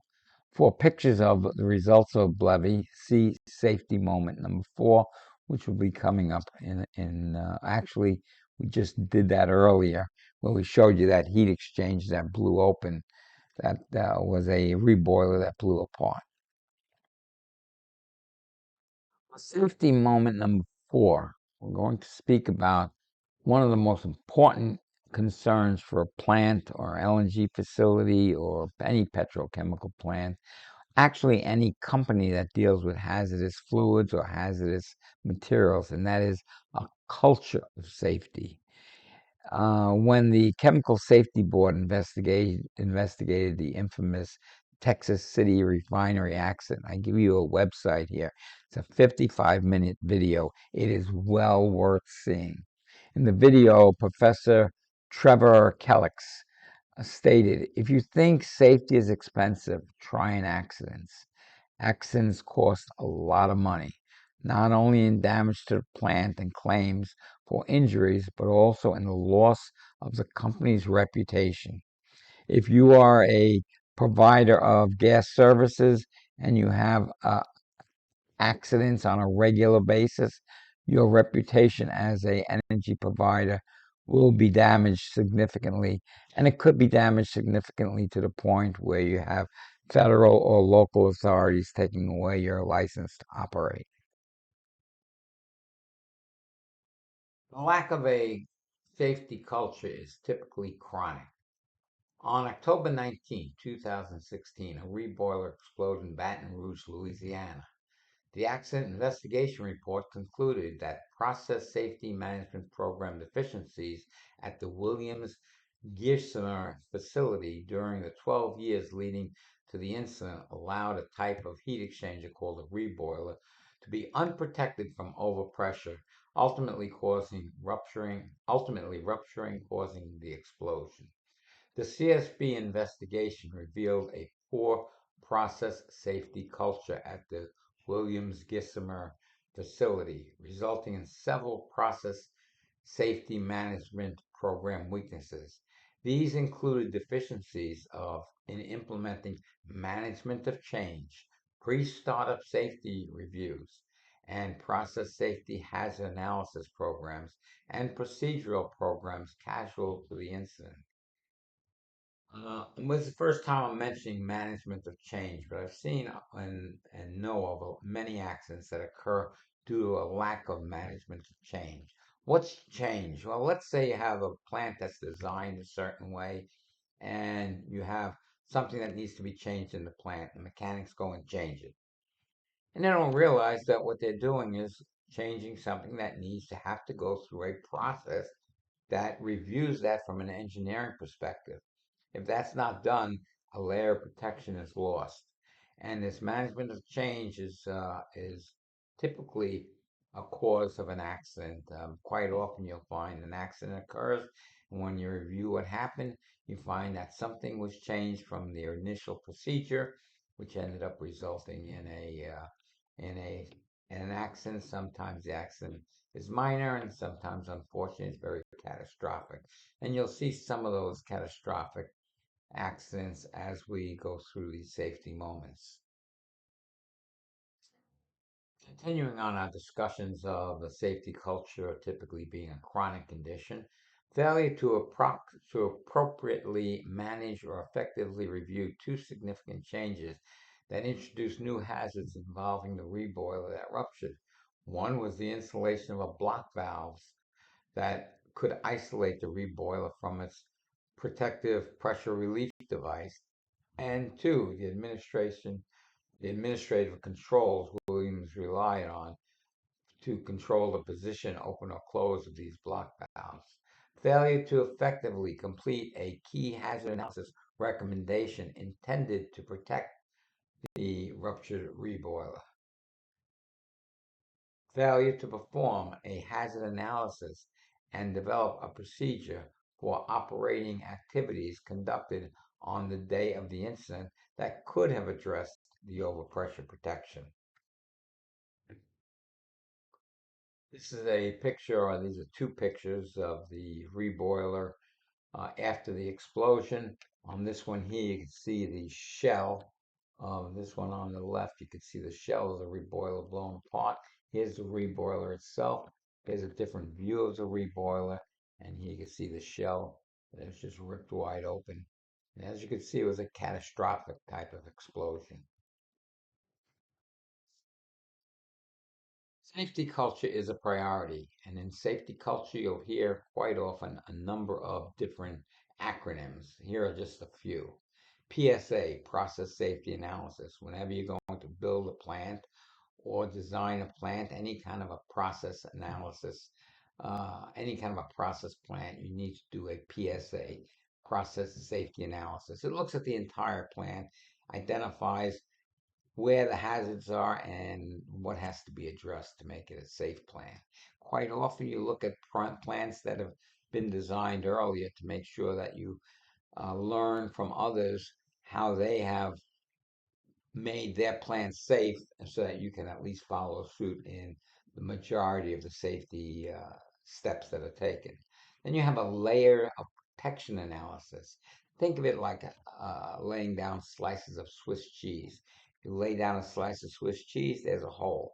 That's an opportunity for an accident to occur. Lay down another slice of cheese, it covers that hole. Lay down another slice of cheese, it covers that hole in the second layer. Another slice of cheese, so you end up with, let's say, 5 slices of cheese. And if any one layer is missing, you're still protected. But every so often during your layer of protection analysis, you'll find all the holes aligning in the same place. And say, I need another layer of protection, or I need to rearrange these slices of cheese to make sure that the loss of any one single layer does not allow that accident to occur. And you'll see some examples where layers of protection have been removed not intentionally, but by people that were well-meaning, be it maintenance or operations, wanting to keep the plant online. They maybe make a change in the plant, keep it online, and not realizing that they're removing a layer of protection. And whenever a layer of protection is modified, you need to do an MOC before you move forward, which means a management of change review of that change that you've made to make sure that you're not exposing the plant to an accident. Then a hazard, which is a hazard identification study, to identify all the hazards associated with the materials that you're dealing with the process that you're dealing with. Then a HAZOP, which is hazard and operability study, which not only addresses the hazards and how to manage those hazards, but also addresses the operability of the plant. Can you operate the plant under these conditions, or can you operate the plant with these layers of protection in place? Then you get a pre-startup safety analysis or safety review. It's a PSSR. And before you start up the plant, you want to make sure you go through that. Before you start up a process within the plant, there's a sub-processes within the plant. You want to make sure you do uh, a pre-startup safety review. Then you have a TESV, temperature expansion or thermal expansion, I should say, thermal expansion safety valve. Remember the levee we spoke about earlier when we had an LNG pipe with two valves closed in and the valve and another port that went to a relief valve with having a valve closed on that, and then you ended up with a levee.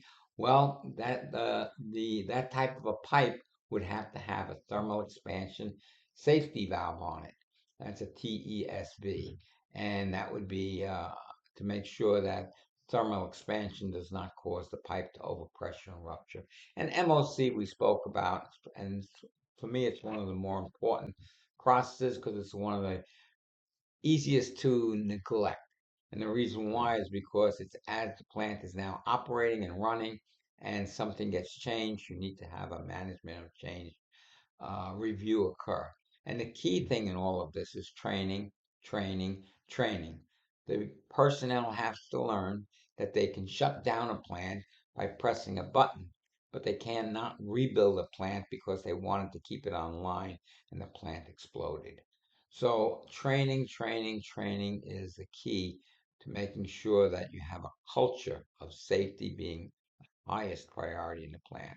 And the way I look at it is you have a foundation of safety culture. On top of that, you have a foundation of plant reliability. On top of that, you have a, uh, a layer of continuous improvement. On top of that, continuous learning. And the overarching network or the overarching net that pulls us all together is training. You have to have that training so that personnel that are on shift at could be 3 in the morning, they know what to do, when to do, and how to do it. One of the things I find helpful is I do a self audit. I walk through the plant.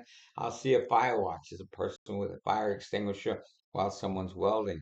And I'll ask the person, have you been trained on that fire extinguisher? When was that fire extinguisher inspected? There should be a tag on it. What would you do if, as this person's welding, you see a flare up of a piece of debris that's underneath where he's welding or something else? What actions would you take?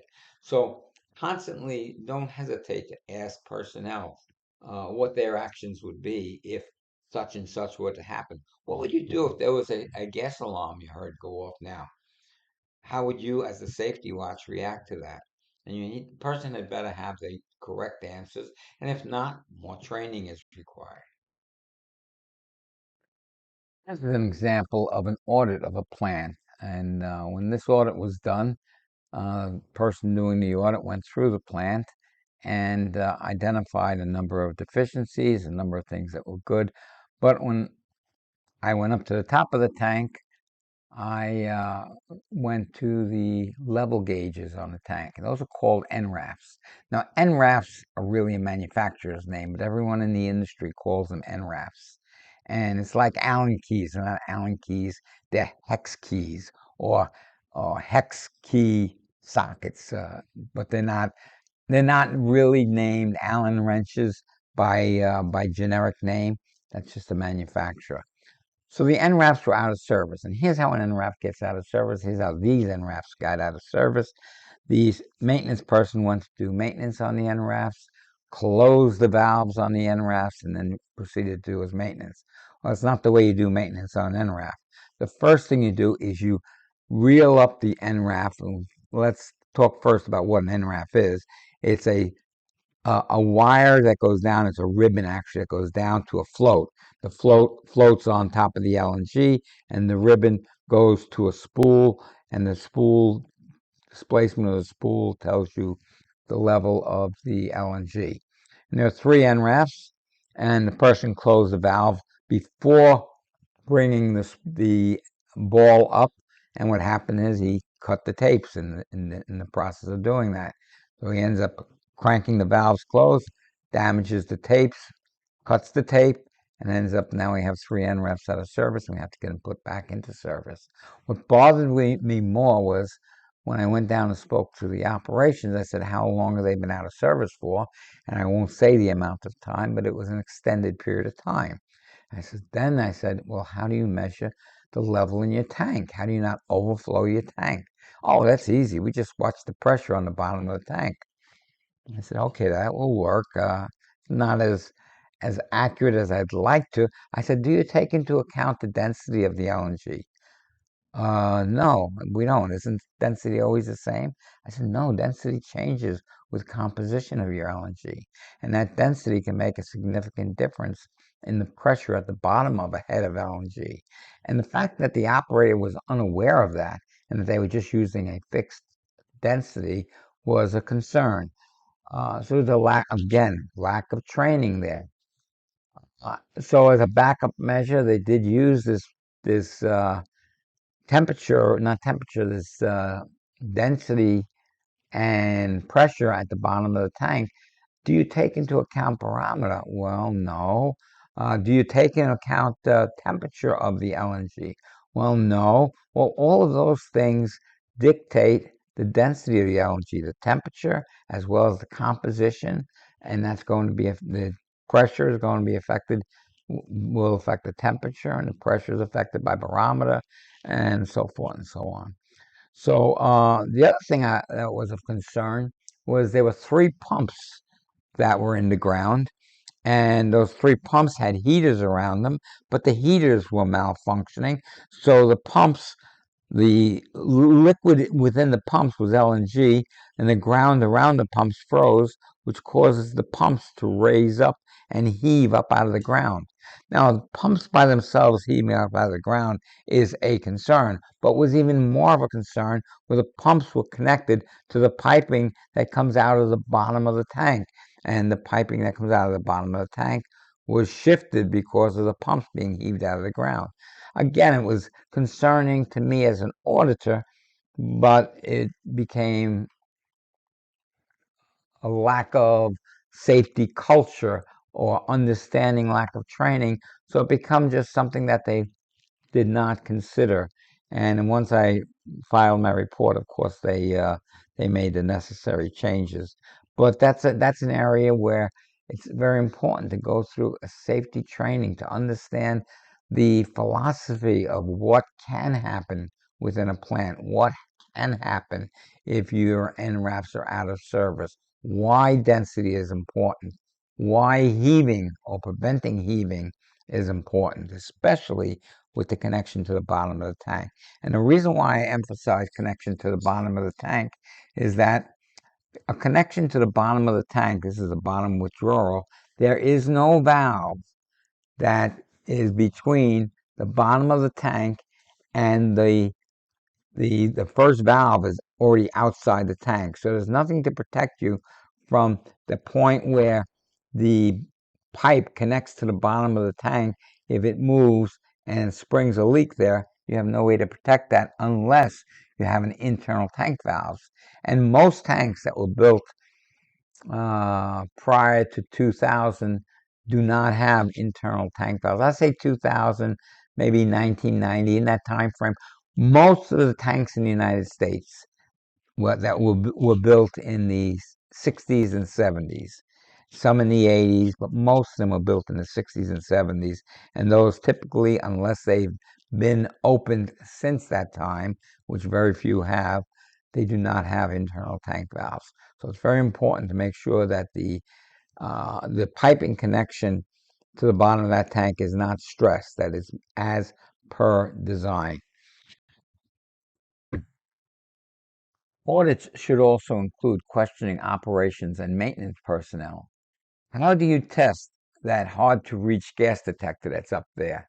You ask that of a maintenance person, and if all you see is glassy eyes, that's a concern. If he says we bring over the man lift and this is how we do it so such and such period of time, gives you a time frame, shows you records when it's done, that's great. But if the person just stares at you in the eye like, gee, I never even knew that gas detector was up there, that's a concern. How does the LNG vacuum breaker gas system work? Ask that of an LNG operator. Some of them you'll find out, we have vacuum breakers, or they'll say, ask how the cover gas, or the cover gas is sometimes called pad gas system operates. And look at your pad gas system, that's never operated since in the life of the plant, which is a concern in and of itself. If a piece of a device or a system has not operated since the plant was built, how do you know that it will operate today if it's called upon? We'll talk about vacuum breakers and pad gas systems later on in this presentation.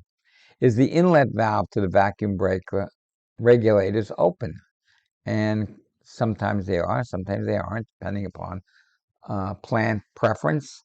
But if they're not open, then do you know where the valve is in case you need to use the vacuum breaker or I should say, pad gas called cover gas relief?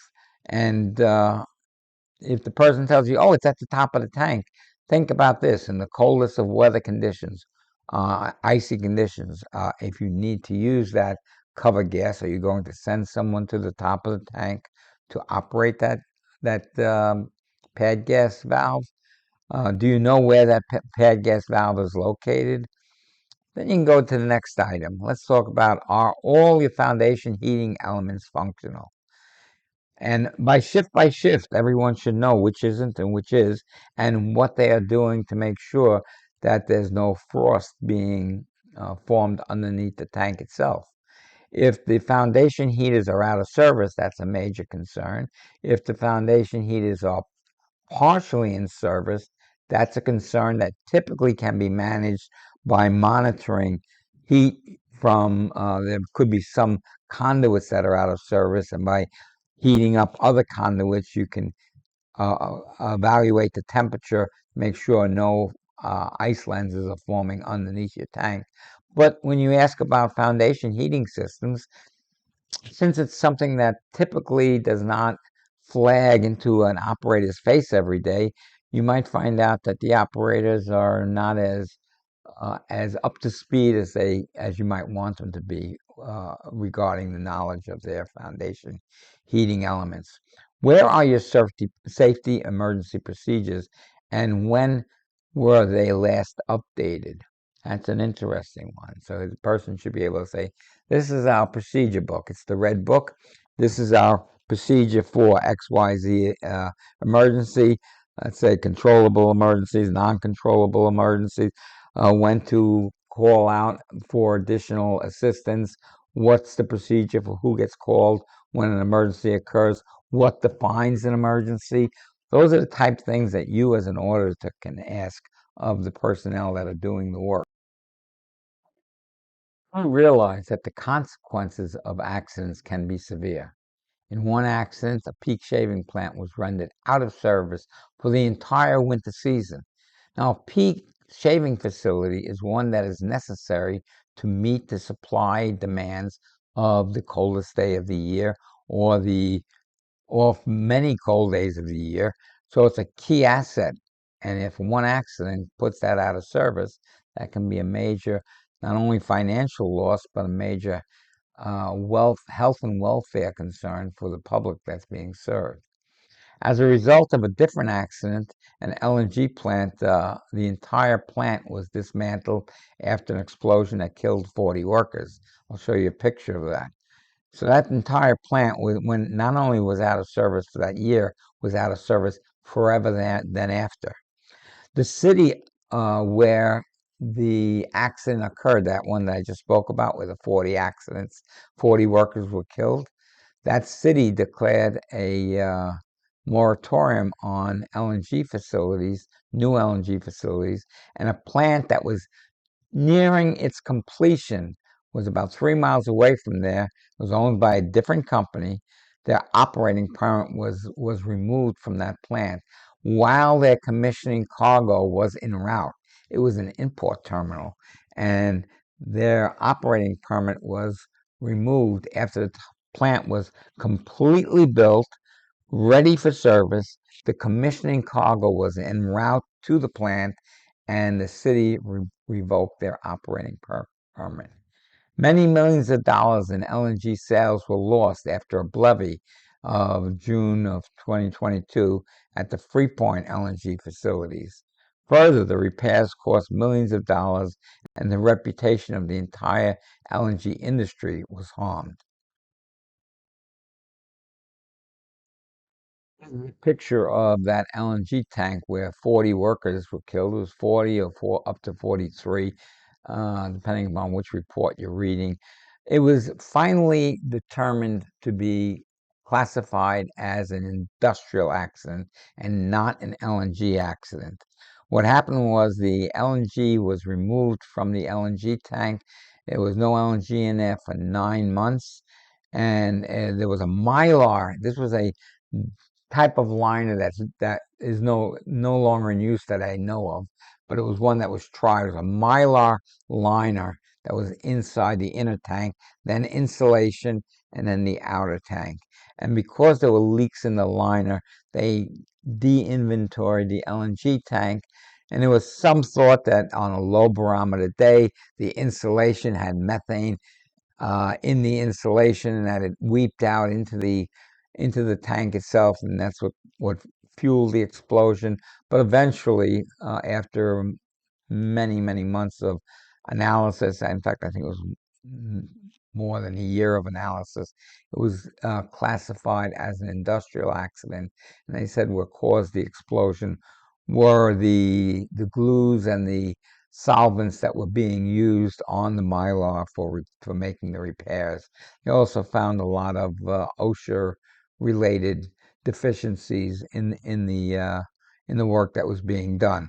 But what happened in this tank, it had a cement or concrete, I should say, roof, and when the explosion or rapid deflagration of gas, can't tell which it was, happened inside the tank, the roof lifted and then collapsed in on the 40 workers, killing the 40 workers. And as you can see, this tank was a mounded tank, which means that instead of having a secondary containment around it, it had earth mounted up to the top of the tank.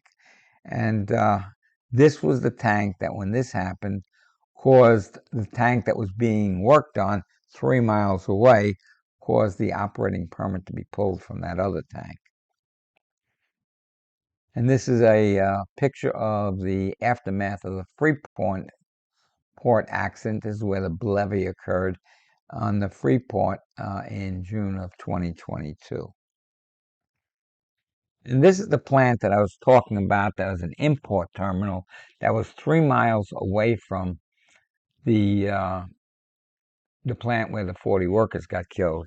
And in this plant, the operating permit was pulled after the cargo was en route to put the first drop of LNG into this tank.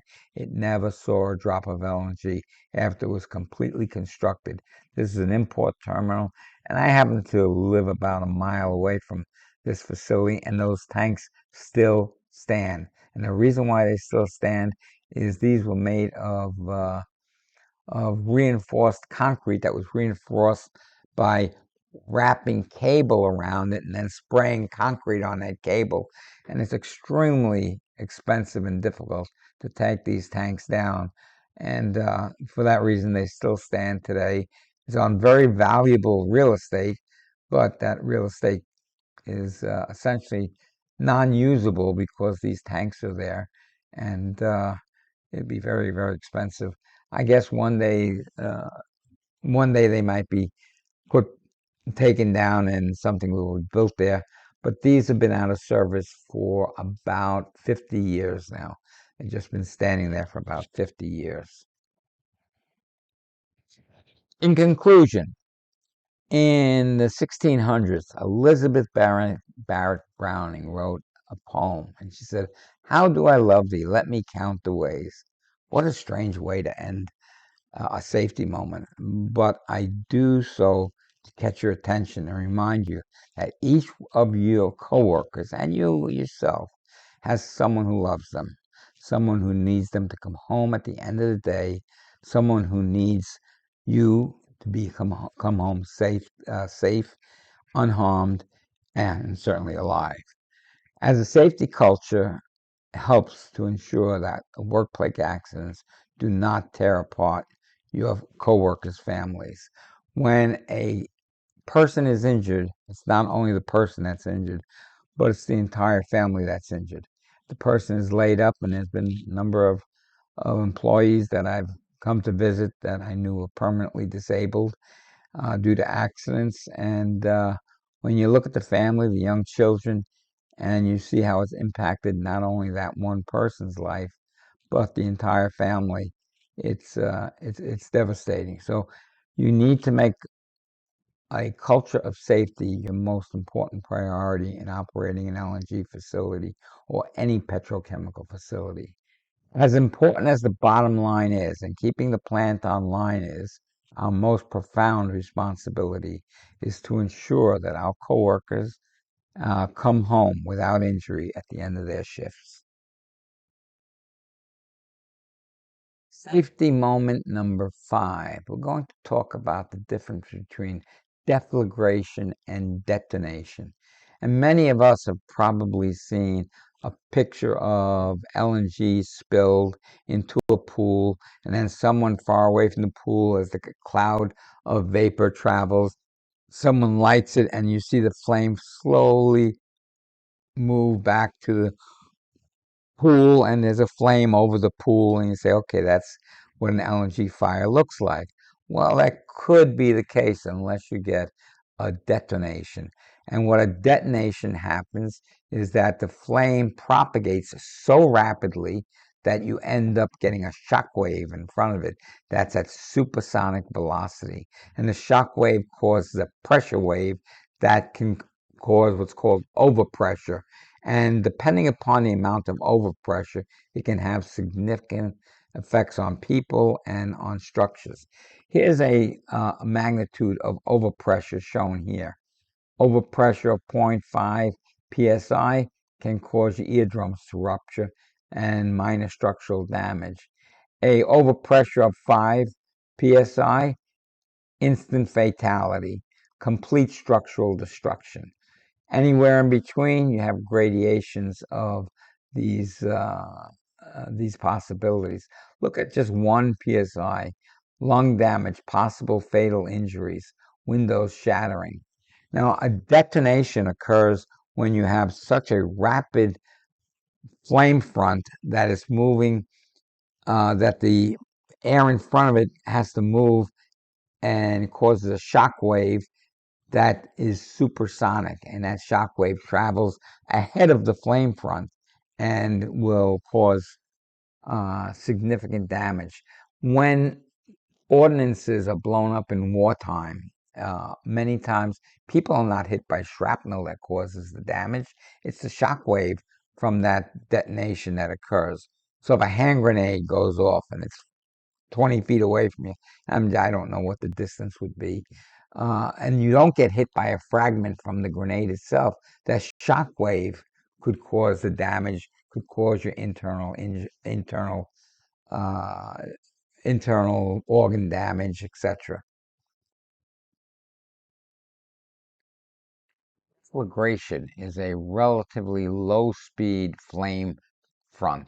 So if you have a pool of LNG and boil off is coming off that pool and traveling downstream along with the wind and then finds a source of ignition, well, that flame will travel back to the source of where the LNG is coming off the pool, but it's a relatively slow flame speed that it does that with.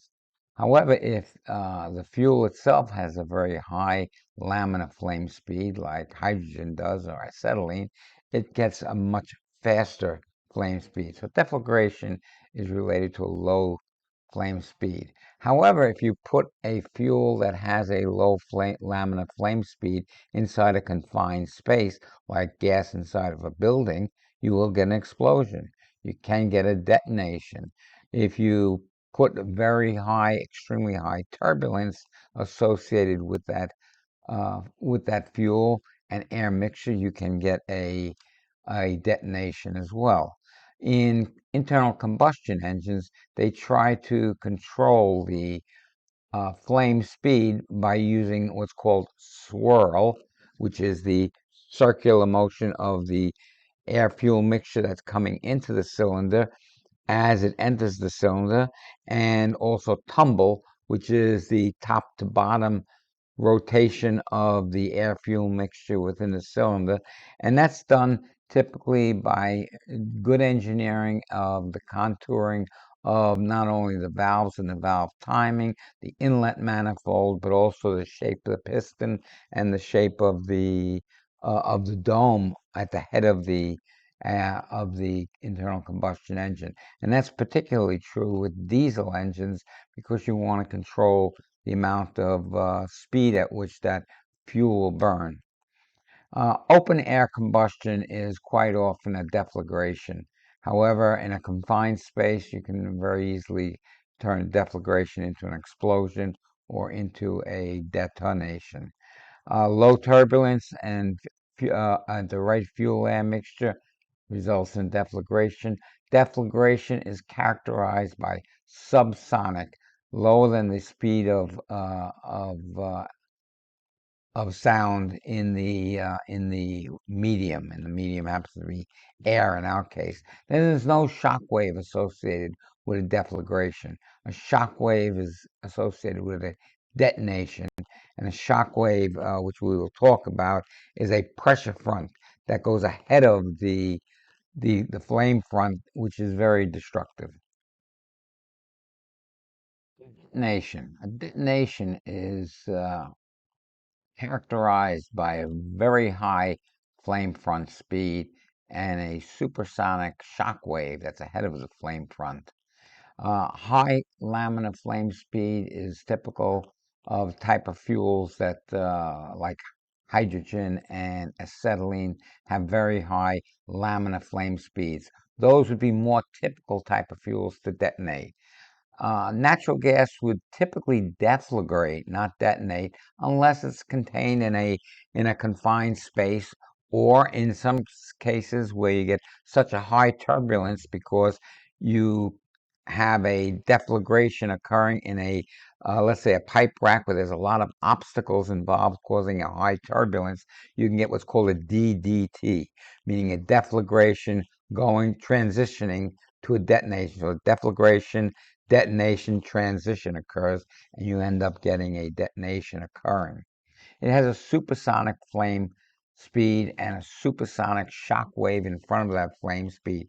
And even after the flame speed or the fuel has been consumed, the shock wave continues further out. You see that in photographs of when bombs are being dropped in an area. You see a bomb drop, and you see this shock wave that moves out away from the explosion.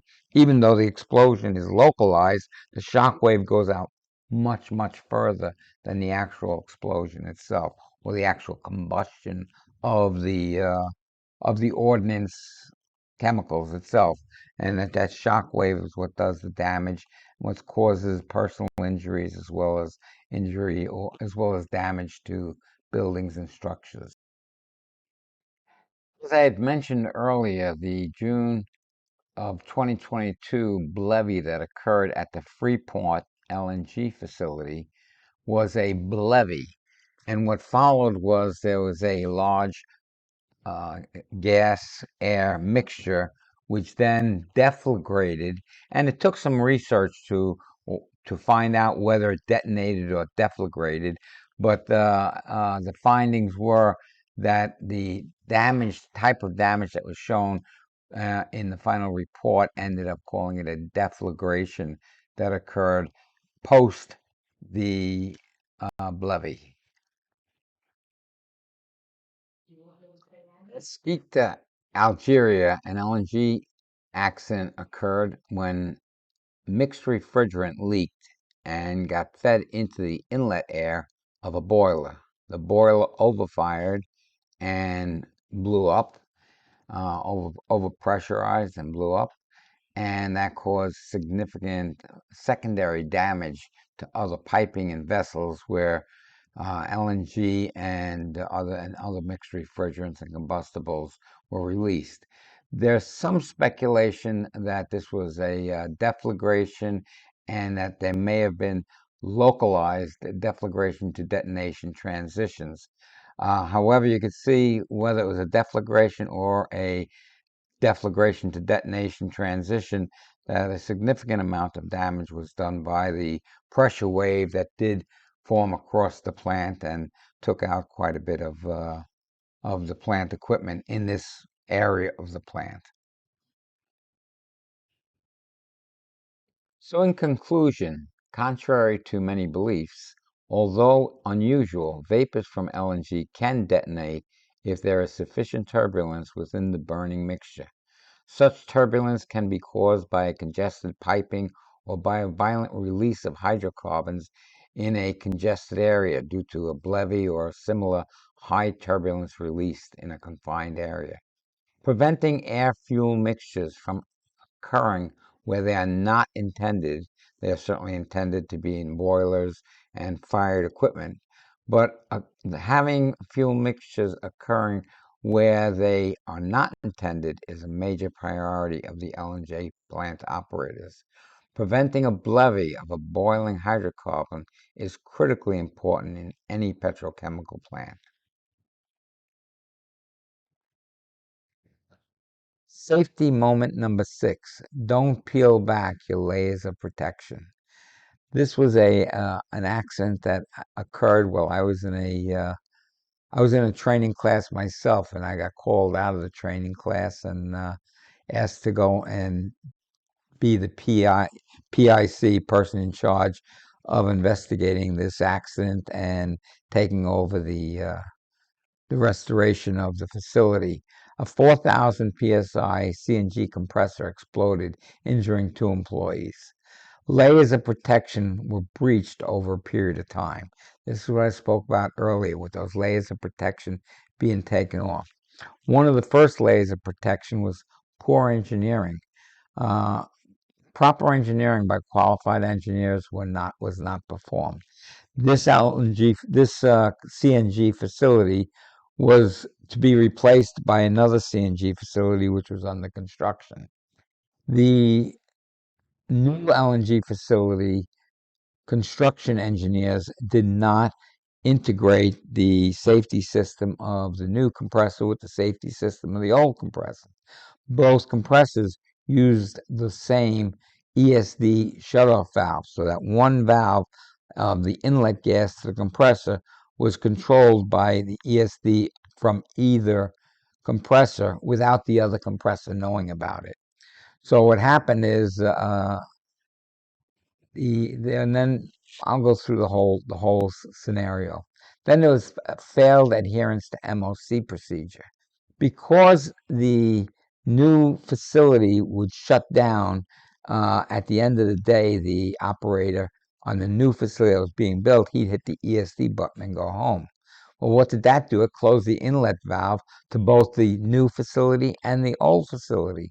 The old facility would come online and it would sense a suction at the inlet of the compressor because the compressor would start compressing and the pressure in the inlet to the compressor would go down, down, down.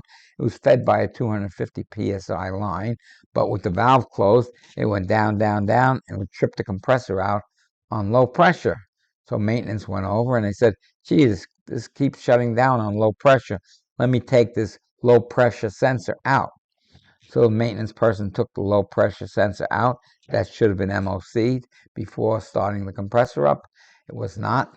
His foreman looked at the work order and just filed it away. So the lack of supervision oversight. There was also a lack of follow-up. Since you took that sensor out, there should have been a follow-up as to what needed to be done. There was poor maintenance on the temperature shutdown devices on the compressor. So what happens as the compressor is operating, it's heating up because it's not pumping gas through, but it's putting mechanical work in.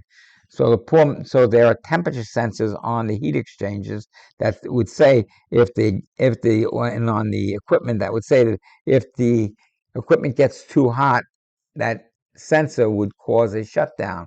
Well, over a period of time, those sensors were not adhered properly to the piping, and they sagged off the piping so that there was a space between the sensor and the pipes themselves that they were trying to sense the heat on.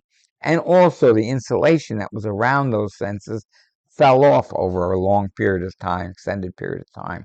So there was poor maintenance of the temperature shutdown devices. And then there was a lax attitude from a lack of a safety culture and a total disregard for procedures, policy, and safety practices. Well, one day the compressor came on and it starts pulling for gas. It sees a suction, but it doesn't know it sees a suction because the suction uh, sensing device is missing. It starts to overheat. It doesn't know it's overheating because the temperature sensors are not touching the piping and the insulation is falling off. And eventually, in the fourth stage of compression between the oil, what residual gas was in place, and the very high temperature, a component within the compressor uh, that failed. It was a spark and ignition, and the compressor, the fourth stage aftercooler, blew up. Now, when I arrived on the site, I saw two manifolds for the two ends of the heat exchanger. Basically, a heat exchanger is a manifold, and a manifold connected by a bunch of pipes that have fins on them. And then you blow air over the fins. And what I saw was that the header, which was about 1.25 inches thick, and the other header, which was about 1.25 inches thick, were both blown apart. Now, seeing that they were both blown apart, I said to myself, this had to be an ignition within the heat exchanger itself. So the guys that were under my responsibility were at that point starting to depressurize the system. And I said, don't depressurize the storage tanks yet. And they asked me why. And I said, because I want to take a sample of the gas that's in the storage bottles. And they said, well, what are you looking for? Air. I said, I'm looking for air. And when it came back, it showed that there was 2% air in the storage cylinders, which means that, yeah, air was being sucked in. What happened was the first seal on the inlet compressor, seeing the suction and seeing the overheating of the shaft failed, started sucking air into the compressor.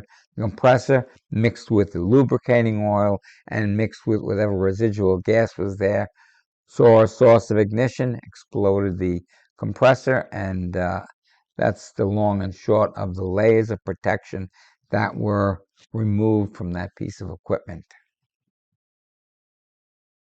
Talk about layers of protection. And some layers of protection related to putting LNG on tanker trucks include speed limits, training of the drivers, equipment maintenance, procedures, and so on. Those are all layers of protection. When you put LNG on wheels, you're now going to transport LNG. Is there a hazard? Is there a risk? Yes. But there are also risks with transporting gasoline, propane, ethane, and all other hazardous materials across the road. So it's a analyzed and considered an acceptable risk.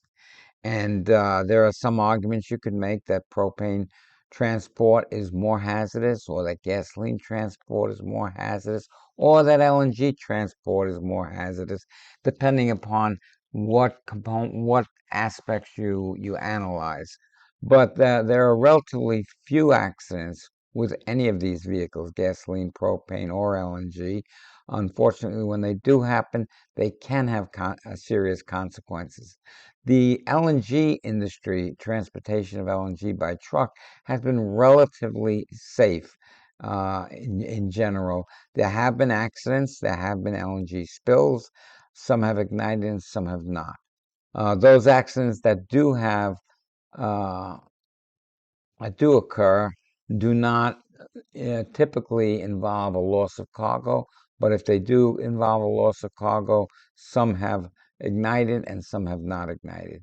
It is considered an acceptable risk. One of the more common type of accidents for LNG trucks is rollover. The trucks have a high center of gravity, and if there's a lack of training for the operators and they take turns too risky or too beyond the speed limit, they can have the risk of rollover. Now, when you have a rollover occur in an LNG tanker, what happens to the relief valves? Well, the relief valves are on the top of the tank and they are made to relieve vapor. When the tank is on its side, now it's covered with liquid.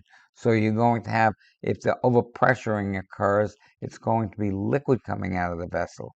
So it's important to get the truck uprighted as quickly as possible. Typically, what you do is you bring another truck in, you offload as much as you can, but keep in mind your offloading line is also on the bottom of the truck. And if the truck is on its side, you can only offload half of the truck. And then typically, what they'll do by using straps is make the truck upright and bring it to a location. They'll either offload the remainder of the cargo there or bring it to a location where they can offload the remainder of the cargo. In the U.S., LNG tanker trucks are mostly dual-wall trucks with a super insulation between the two walls, and that helps prevent the type of levees that we spoke about earlier where there's flame impingement, because you have that outer layer of steel around the containment vessel. However, it doesn't mean that the containment vessel cannot be breached and does not mean that the inner containment vessel cannot be breached. Let's take a look at some pictures and talk about some of the other types of insulation that have been used. As seen here, LNG trucks do get into accidents. In this particular one, the LNG truck was, I should say LNG tanker truck was on the side of the road and was rammed in the back by another vehicle that came off the road and hit the LNG vehicle. LNG was leaked in this particular case, and there was no ignition. This picture shows a tanker truck that experienced a rollover. Does not appear to have any loss of inventory. However, rollovers are somewhat common in trucks with high centers of gravity. And also rollovers are common in trucks that are empty, that are under high wind conditions. So it's something to keep concerned when you're going over bridges, and some bridges are literally closed down to truck traffic if there's high wind conditions. And if they're empty, they're going to have high sail, it's what it's called. And the sail is the amount of side of the ship or truck that is pushed upon by a wind condition. And this particular truck looks like it's a outer steel containment. However, keep in mind some LNG tanker trucks, in particular in Europe, are instead of being covered by an outer shell, they're covered with insulation only. So there's a risk associated with that, in that uh, the accident can cause the insulation to be ripped off the truck, exposing the inner tank. I remember when this incident occurred, I was in California at the time, and I believe this was in Nevada, because there was a lot of uh, information on the news about this. This was an LNG tanker truck that had a leaky valve in the back of the truck. The valve, the leak ignited, and for some period of time, they had fire trucks spraying water on this fire to keep everything cool. And about a mile of Route 80 was shut down, and an area was evacuated because of this accident. In conclusion, the transfer of gasoline, propane, and LNG all have unique hazards. Our job as LNG engineers and operators is to ensure that only safe practices are employed and that all transport and transfer equipment operators and first responders are properly trained and properly qualified. Safety moment number 8. Good communication is essential for safety and reliability. Example 1. Lightning hit a hydrant and miles away it arced across to a gas pipeline, blowing a nickel-sized hole in a 60 psi gas main. The street was paved in an urban area. The immediate concern was to ensure that gas pressure trapped under the pavement was not migrating into buildings. The person in charge, the PIC, told the customer service person to check the front walls of the 4 closest buildings, while he had crews dig in a vent hole to relieve the pressure under the pavement. Now we'll talk about the communication error that could have resulted in explosions. The customer service person reported to the PIC, I was the PIC, that the 4 buildings were secure. That made me feel good. It made me feel like, hey, no gas is getting into these buildings. We can now start to check for manholes. I said uh, to the CSD person to check the manholes for gas from the leak point and keep going checking manholes until the 0 readings were found. As a CSDP, that's customer service person, went to check the manholes, I questioned what he had. I thought about what he had said, and I stopped him and I asked him, "What do you mean by these buildings are secure?"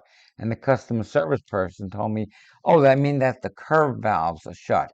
And I said, "That's not what I asked you to do. What I asked you to do is check the front walls for gas leaking into the buildings."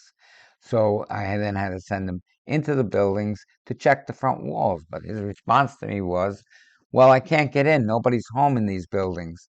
And I said, well, we have the fire department present. Spoke to the fire department lieutenant and said, we need access to build these buildings.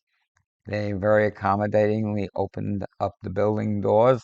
We gained access and checked that the front walls were clear. The customer service person wording, communication of secure meant to him that valves going into the buildings were shut. My meaning was check the front wall means check the front wall for gas migration. This is where an accident could have happened because of poor communication. Once we got the communication cleared up between the customer service person and myself, we then were able to make sure that the front walls were clear, make sure that the manholes were clear, excavated an opening over the gas leak to vent it to the atmosphere. We were able to dig an opening and put a short stop on one end of the gas main, a valve on the other end of the gas main. Was able to stop the flow of gas to the leak, install a compression sleeve around the leak, and make the job secure, and then restore the area for putting the line back in service. Let me give you example number 2. This was a communication error that could have resulted in a major gas outage. It was a winter Sunday when the chief engineer, that's me, was home and received a call from the gas dispatcher. The gas dispatcher was frantic and said, we are about to have a gas outage in part of our territory. The dispatcher explained that he was in communication with the LNG plant, and every time the dispatcher asked for more pressure, the pressure leaving the plant dropped even further. The gas system was on the verge of being declared an outage area. The chief engineer immediately called the LNG plant, which was 300 miles away. He immediately realized what the problem was and corrected it. The problem was a mix in communication. The mix in communication was that when the dispatcher said he needed more pressure, the LNG operator responded by partially closing down the outlet valve of the LNG pump. That is the inlet to the vaporizers. As he did that, he caused the pressure at the outlet of the LNG pumps to increase. And to the LNG operator, he was getting more pressure at the pump outlet, but he was not concerned about at the plant outlet. Each time the gas dispatcher asked for more pressure, the LNG operator kept closing the valve more and more between the pumps and the vaporizers. That caused the high pressure pump outlet to increase as the pumps went into automatic recycle, but less pressure was being realized at the plant outlet. A chief operator, myself, quickly understood the mix-up in communication and instructed the operator to get the gas flowing to the district. The LNG operator then explained that he had another problem. He explained that the vaporizers were fighting each other. The chief engineer asked how he had the vaporizers set up. The operator told me he had 4 vaporizers online, all on pressure control, and very little flow going through each vaporizers. But the vaporizers were in an unsteady condition. One, they were going up and down, up and down, up and down at low flow. The chief engineer explained to the operator how to get the vaporizers online. He said, put vaporizer 1 on manual and bring it up to full flow. Put vaporizer 2 on manual, bring it up to full flow. Put vaporizer 3 on manual, put it up to full flow, and let vaporizer 4 carry the pressure swings, put it on pressure control. Even though the chief engineer was 300 miles away, it was me, from the plant, and the next morning at 9 a.m., and guess where I was? At the plant.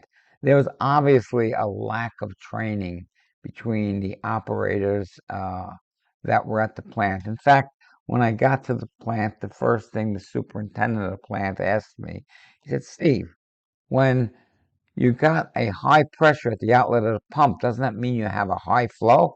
And I said, no, just the opposite. Let's get every operator that's not required for maintaining safe plant operations into the conference room. I'm going to give a training session. And I gave them an hour training session and made sure that follow-up training took place on how pumps work, pump curves, how to operate vaporizers, etc. This should not have happened, but it did. And this is where lack of communication or not understanding what the other person means by using the same words, more pressure, where you mean more pressure. Now, here's where cross-training might come into play, where cross-training between dispatcher and operator might have some benefit. Now, it's kind of difficult because they're very different functions, but at least there should be a clear communication of how the system operates and what's meant by using proper communication when you're talking about pressures and flows. As you mentioned earlier, during the training, the first question the superintendent asked, actually before the training started, when I first walked in, the first question the superintendent asked, isn't it true that higher LNG pump outlet pressure means that you're getting a higher flow through the pump? And of course, I said no, and I explained how pump curves worked. I also explained minimum flows for a pump, how to start a pump, that the recycle valve has to be fully open before the pump can be started, and that as you open up flow to the vaporizers, that recycle valve will automatically close and the flow to the vaporizer will increase, and that you had a minimum flow for the pump, you have a maximum flow for the pump, otherwise it'll over amperage and you could trip the pump. And we went through all of that, the efficiency of the pump being at just around the design point, and understanding the pump curves, understanding net positive suction head. We went through the entire uh, operation of pumps and vaporizers to make sure that that training was at least drilled into that particular plant. And then we carried it on to make sure that other operators and other plants also had the proper communication.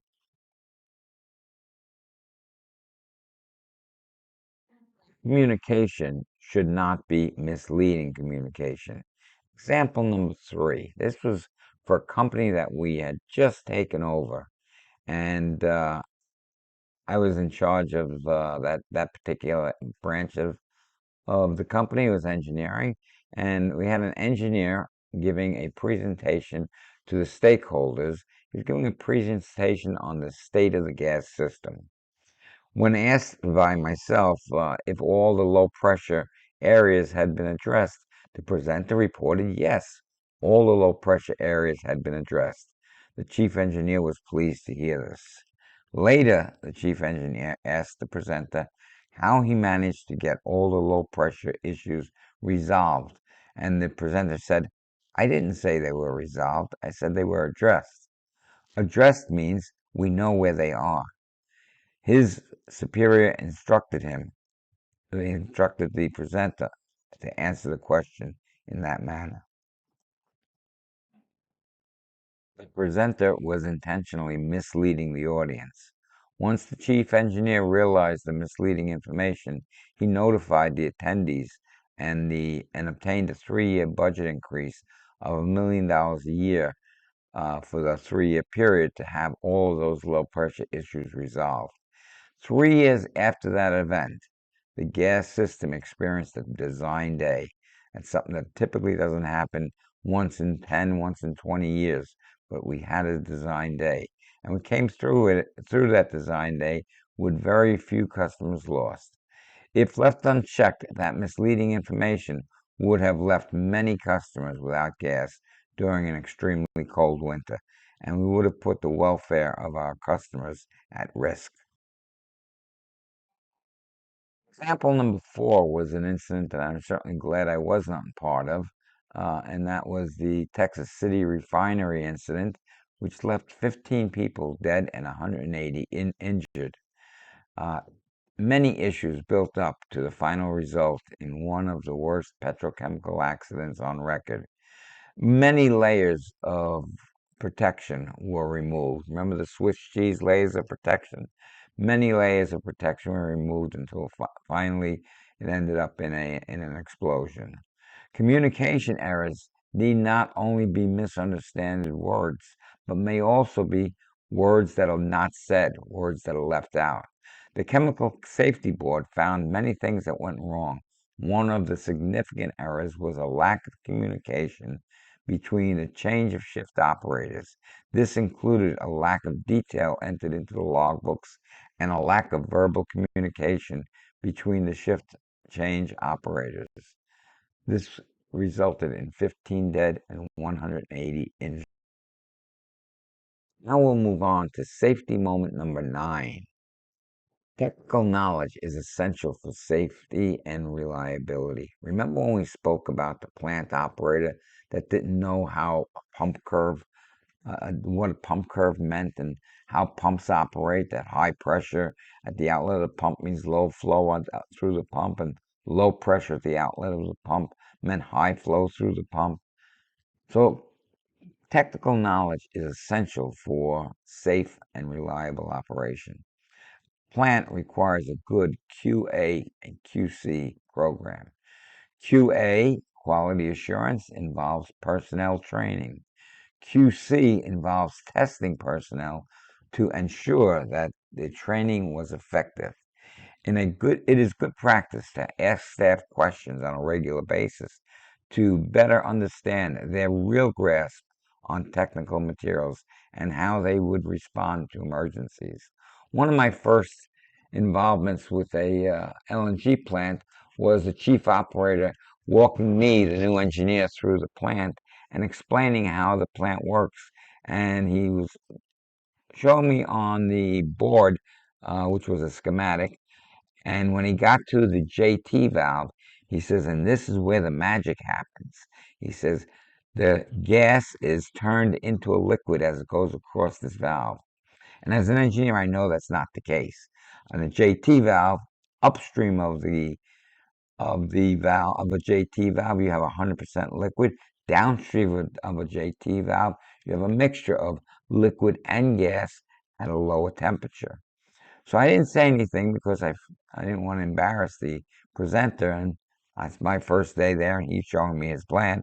But I did realize that I had to do additional training for this new plant that I was just put in charge of.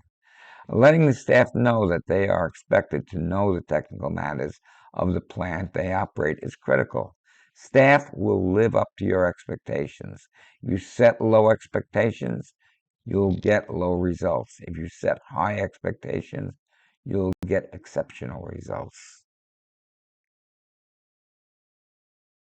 Some typical questions that might be valuable for you to ask some of your operators and see what kind of answers you get. But before going through the questions, I want to encourage a best practice, at least a practice that I consider to be best. And that is to have your operators get together and do tabletop exercises, such as what if questions. What if you saw a cold spot on the outside of your LNG tank? What action should you take? And they can come up and brainstorm and come up with some good thinking. It's better to think of it ahead of time than when the actual occurrence happens. What if they see an unusual pipe movement?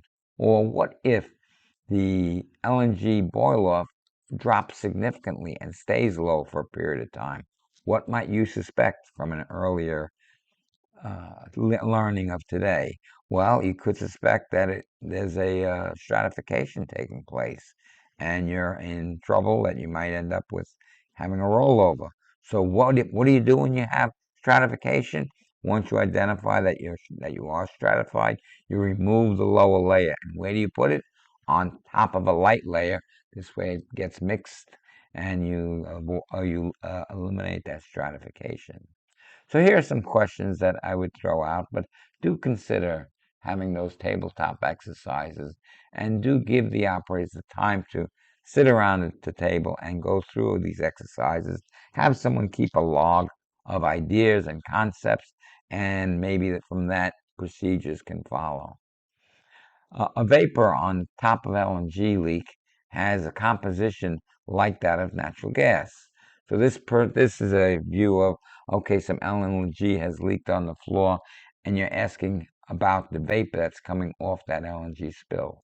Since natural gas is lighter than air, the bog on the top of the LNG leak is also lighter than air. True or false? False. The vapor on top of an LNG spill is very cold. It's at close to minus 260. So it's more dense than air, and it'll hug the ground and travel along the ground. A leak of cold vapor at the bottom of a single containment tank, outer tank, is a concern. So let's say there's a crack at the bottom of the outer tank. However the crack happened, I'm not going into that. There's a crack at the bottom of the outer tank, and cold LNG vapor is coming out of that crack. And you're wondering, do I have a leak inside my inner tank? Or is this bog that's coming down the annular space and leaking out? How would you find that out? Well, take a composition, take a sample of that gas, and if that gas has ethane in it, you know you have a leak in the inner tank. If that gas is strictly methane, then you know it's boil off from the top of the tank coming down the annular space. A shipload of low-density LNG will be loaded into a tank containing high-density LNG. Where is the best place or best practice place to put the low-density LNG? Do you put it on top of the higher density LNG? Most people would say, well, you put the low-density LNG on top. Well, that's wrong. You put the low-density LNG on the bottom so that it mixes through the high-density LNG and then it mixes. No guarantee it'll mix, but that's hopefully it will mix.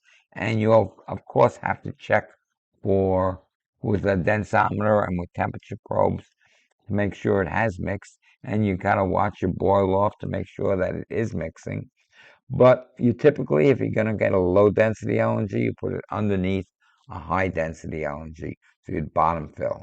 If you get a high density LNG and it's higher than what's in the tank, then you would top fill. If the LNG tank level detectors are out of service, the bottom of the tank pressure can be used to estimate the tank level if what is considered, if the density of the LNG is considered. Now, let me talk about the density of the LNG just for a moment. We think of the density of LNG as being composition related. Yes, it is, but it's also pressure related. Why? Because and some people might say, "Oh, because it compresses." No, it's because as your pressure on your LNG changes at the top of the inventory, the saturated temperature changes. As the LNG gets warmer, it expands and its density drops. As it gets colder, it contracts and its density increases. So that's something to certainly keep in mind, and certainly is something that your operators should know right off the top of their head. Next question you might say is about a recondenser, and our operators don't have a recondenser in their plant. That doesn't matter. They still should understand how a recondenser operates and why it operates, because they should understand the concepts of subcooled LNG, saturated LNG, mixture of saturated LNG and saturated vapor and superheated vapor. Those concepts should be well ingrained in their minds through training. And if they don't understand this, then more training is needed. A recondenser uses subcooled LNG to cool and then condense superheated bog to lessen the need for the use of pipeline compressors. True or false? That is true.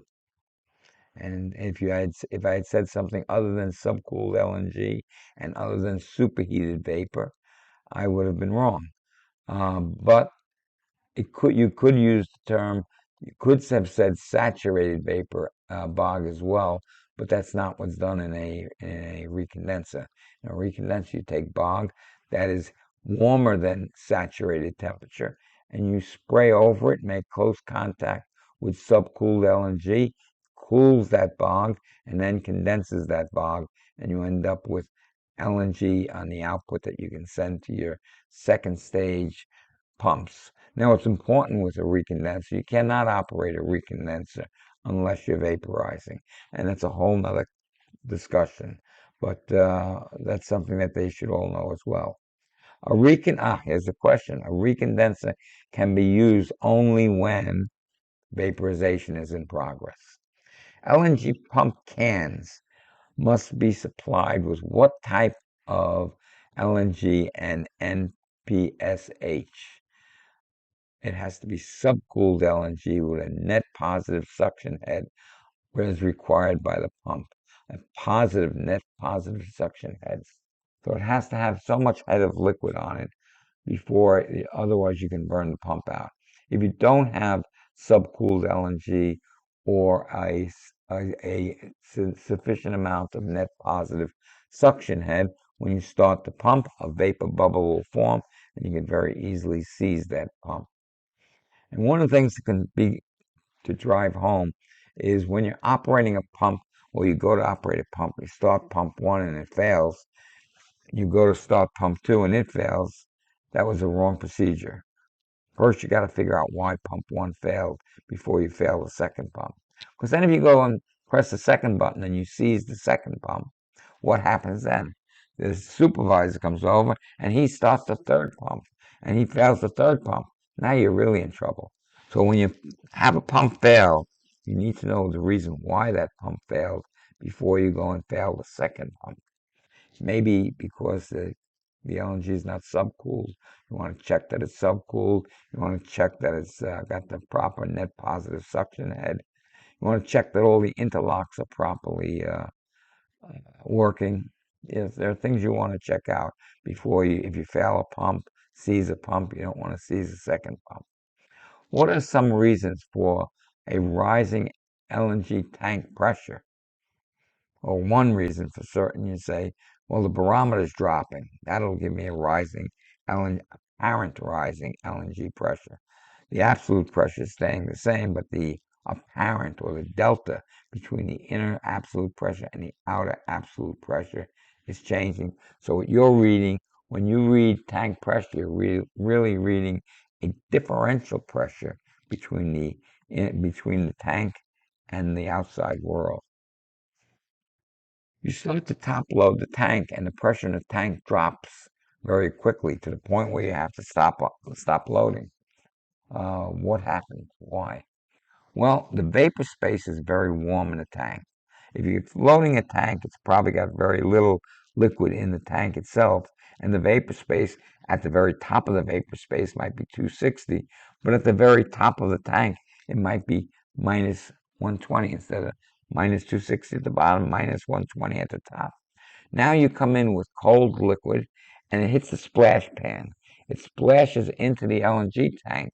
That cold LNG at minus 260 sees the warm vapor at minus 120 and it makes that warm vapor cold and starts to contract the warm vapor. In doing that, you end up dropping the pressure in the tank. So it's good practice and, in fact, necessary practice to make sure that the tank that you're going to load, if you're going to do a top fill, is pre-cooled before you start the top filling. And how do you pre-cool it? You can recirculate some of the LNG from the bottom to the top. You can use the spray headers. Most plants don't do that. They typically do some recycling to make sure the walls and the uh, vapor inside the tank are cold enough to accept the top filling. We said, what are some reasons for rising tank pressure? There are other reasons than what I mentioned. I only mentioned one. What about your pad gas? Could your pad gas have opened? That would be a concern. That would be a significant concern.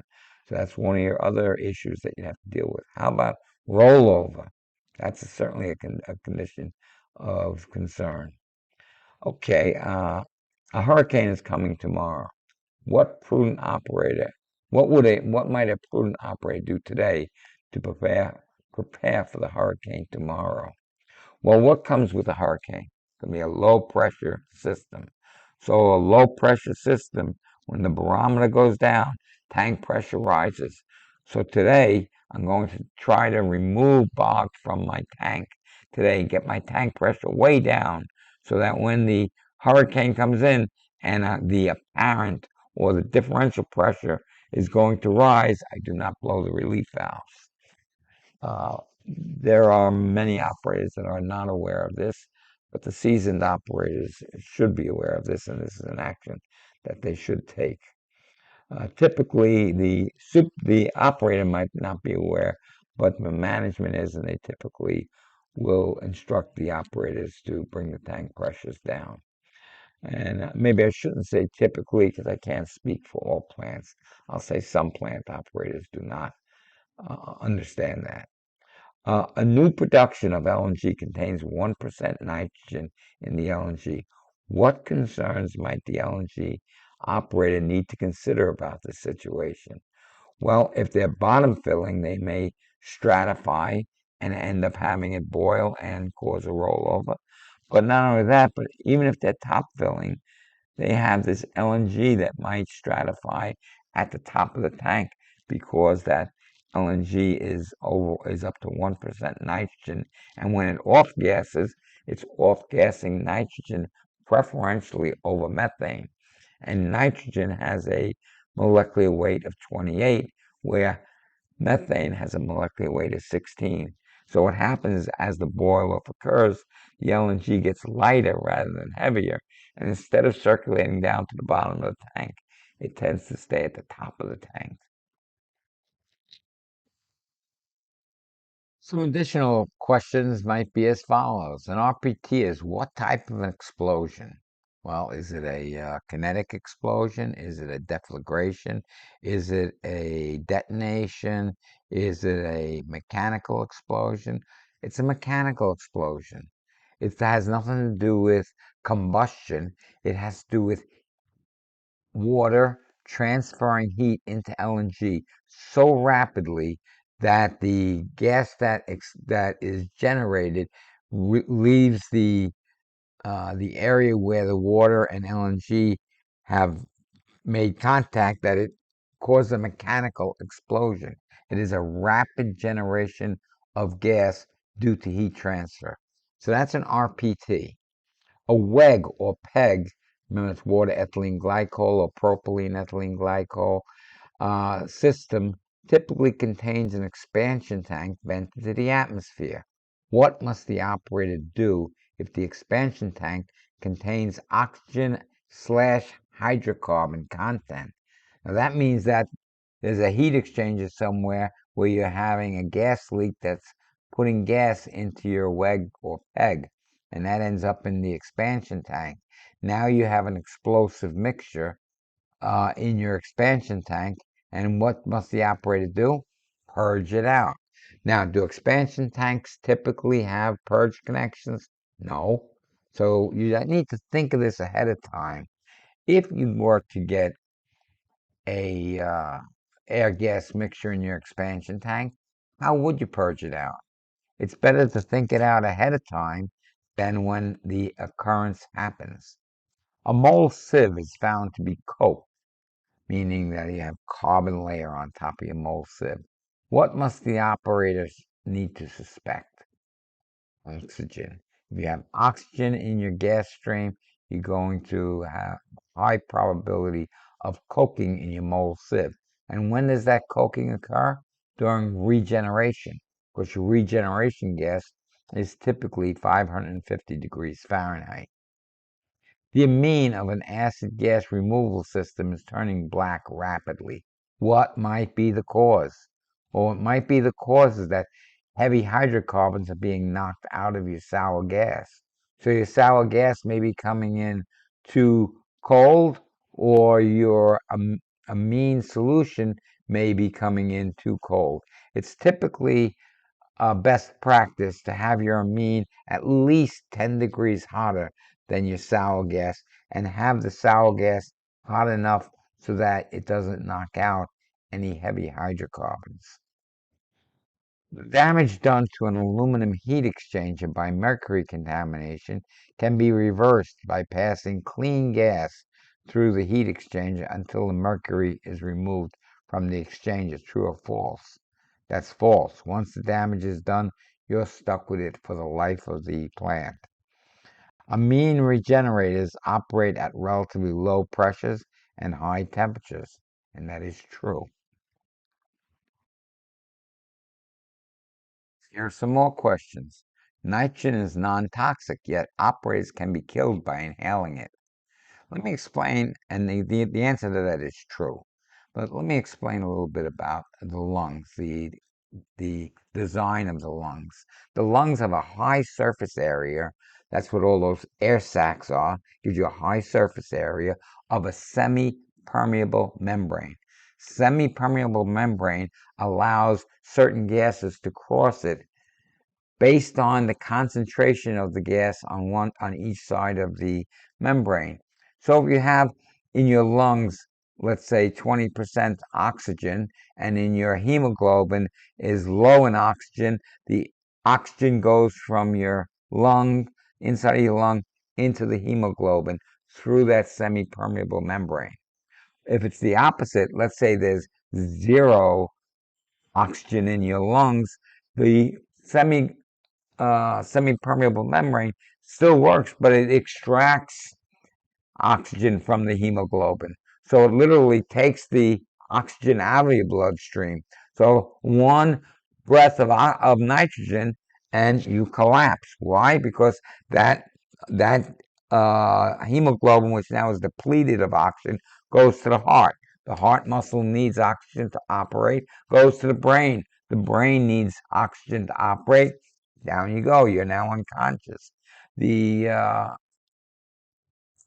the concentration of oxygen in the hemoglobin is key to sustaining life. And if you're in an area, if you're in a situation where, let's say, you have compromised oxygen content, let's say you're in an area of 16% oxygen content, you will be very weak and disoriented. 12% content, you'll likely be unconscious. Less than that, you'll likely die very quickly. The OSHA standard for what you're allowed to work in is 19.5% oxygen content. So normal air, outside air, has 21% oxygen in it, approximately 21% oxygen. Uh, Higher oxygen contents can be dangerous also because they stimulate combustion very rapidly, and lower concentrations are hazardous because you need that oxygen to sustain life. So the nitrogen discussion is a very important one because there's been too many deaths in the petrochemical industry, not due necessarily to petrochemicals, but due to nitrogen. Okay, next question. Reboilers are typically set on temperature control, and the quantity of heat they put out is typically a function of how much reflux is sent down the tower by the top gas outlet condenser. And that is true. Your reboiler, which is at the bottom of a distillation tower, is temperature, set on temperature control. So what drives the heat that goes into your reboiler is the amount of cold reflux that you have coming down the reboiler. As you send more reflux down, it gets colder at the bottom, and the reboiler then fires up, sends more heat up, more vapor up the tower, and you can increase the reflux, which drives the reboiler to optimize the operation of your distillation tower. Could be distillation tower, could be a regenerator. They operate in the same principle. Tail gas leaving your plant. That's plant gas containing contaminants from your feed gas to the liquefier. Don't forget, your pretreatment system is dumping out contaminants. That's part of your tail gas. That is mixed typically with boil off and sent out of the plant. It may be used as fuel in the plant or may need to be significantly diluted before being sent out to the pipeline. That is true. You need that dilution so that you don't end up sending spikes of CO2 or other contaminants out to the tail gas. Let's say you're sending your tail gas undiluted directly to a group of customers, uh, and let's say they have therm billing, then you really have a concern because you might be sending out a significant amount of nitrogen. Where did nitrogen come from? Let's say a gas stream normally has 1% nitrogen. Well, most of that does not liquefy. Most of it goes right through the plant, but you have condensed out the methane, ethane, propane. So now you have a 10 to 12% nitrogen in your tail gas. Well, if you send that up directly out to your customers, they're not getting normal BTU value. They may be getting 910, 920 BTU. And then they're going to be getting spikes of CO2 as well, because when your mold sieves regenerate. So it's a concern what you do with your tail gas. Mercury, benzene, and hydrogen sulfide are non-toxic if mixed with at least 19% oxygen in breathable air, and that is false. Mercury, benzene, and hydrogen sulfide are toxic materials. And even when they mix with air, they're still toxic materials. Conclusion. A safety culture is essential for plant safety, but a safety culture without understanding the process being managed is severely limited. LNG codes CFR 49 CFR Part 193 and NFPA 59A, which is a consensus code but is required by Part 193, it require refresher training for at least to be performed at least every 2 years.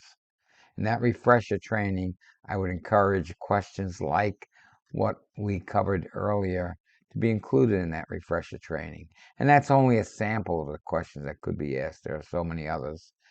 A prudent plant operator routinely and randomly needs to evaluate the knowledge of his plant personnel.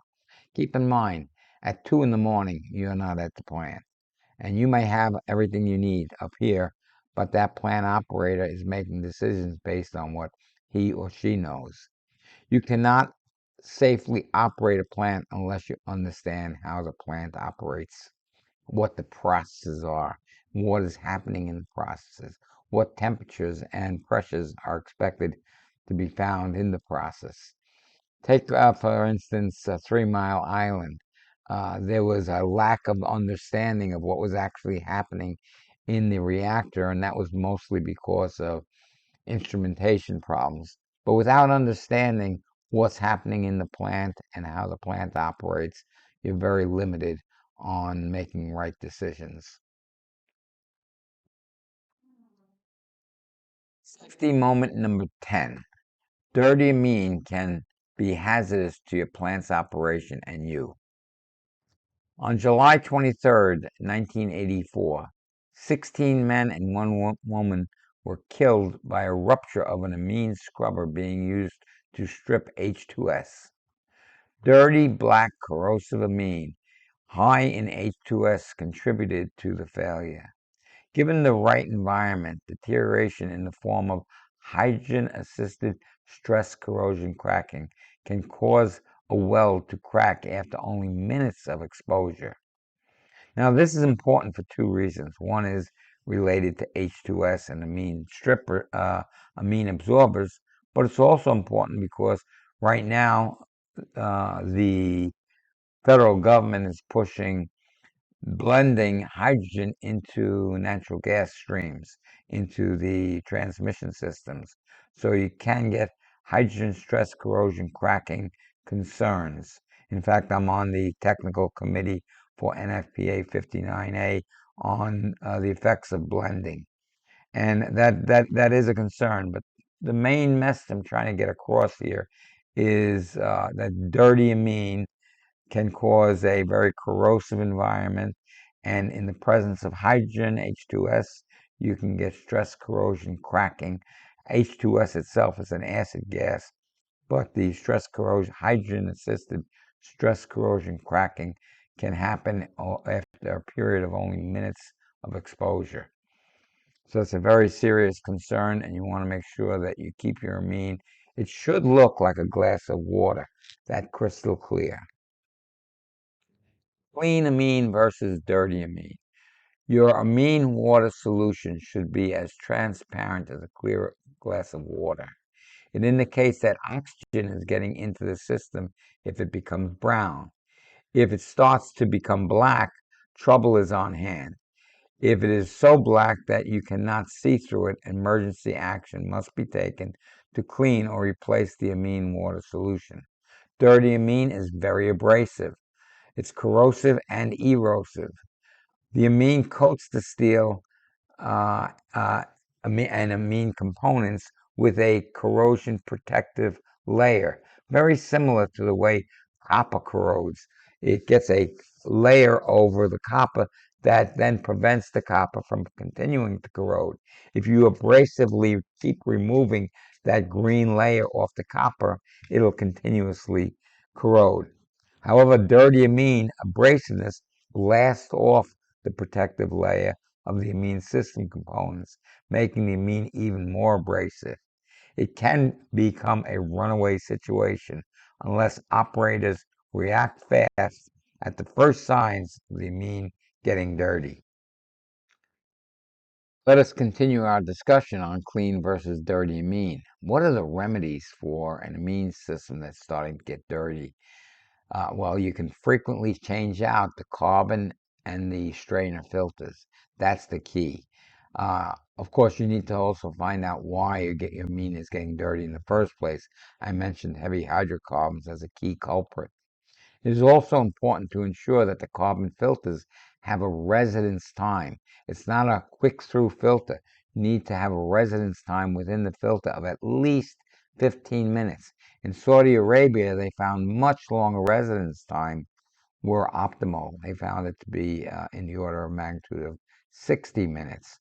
But at least 15 minutes is the general rule of thumb.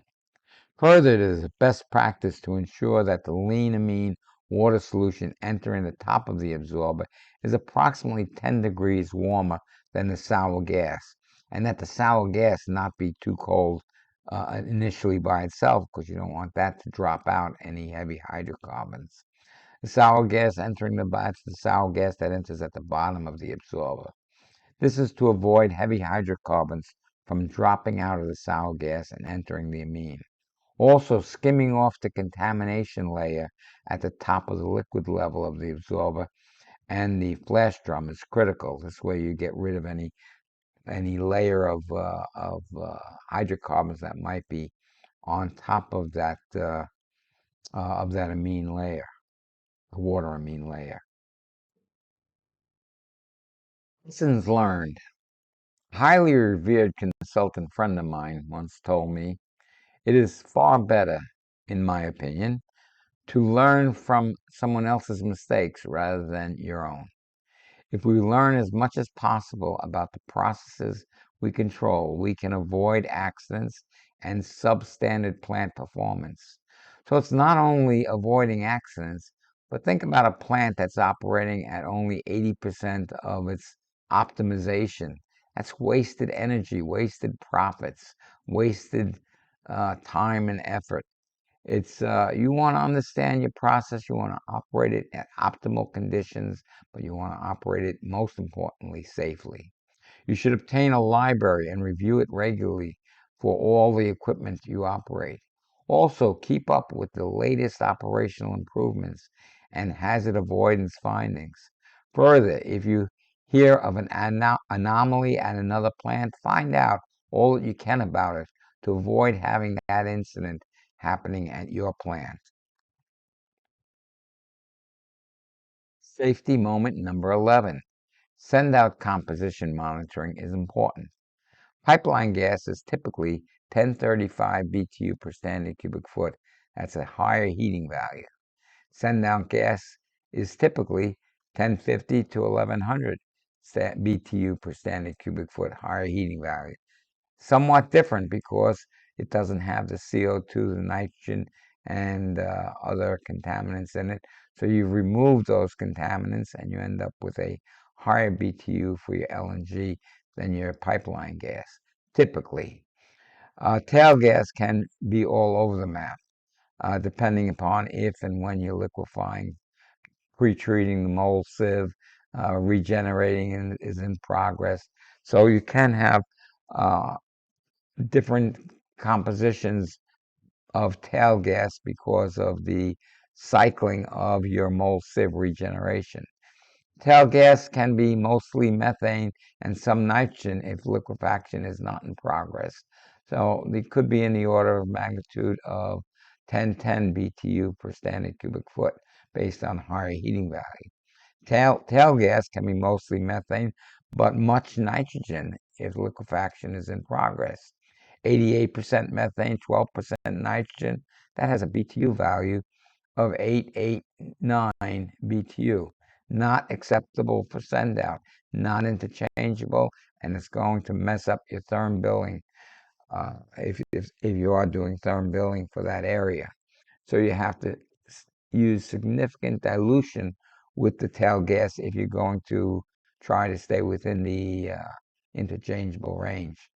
Tail gas may also have high spikes of CO2, H2S, and H2O in significant concentrations. When you first start to regenerate your mold sieve, you get a lot of CO2, H2S, and H2O coming out of your mold sieve. Now, when I talk about H2S, I say a lot of it.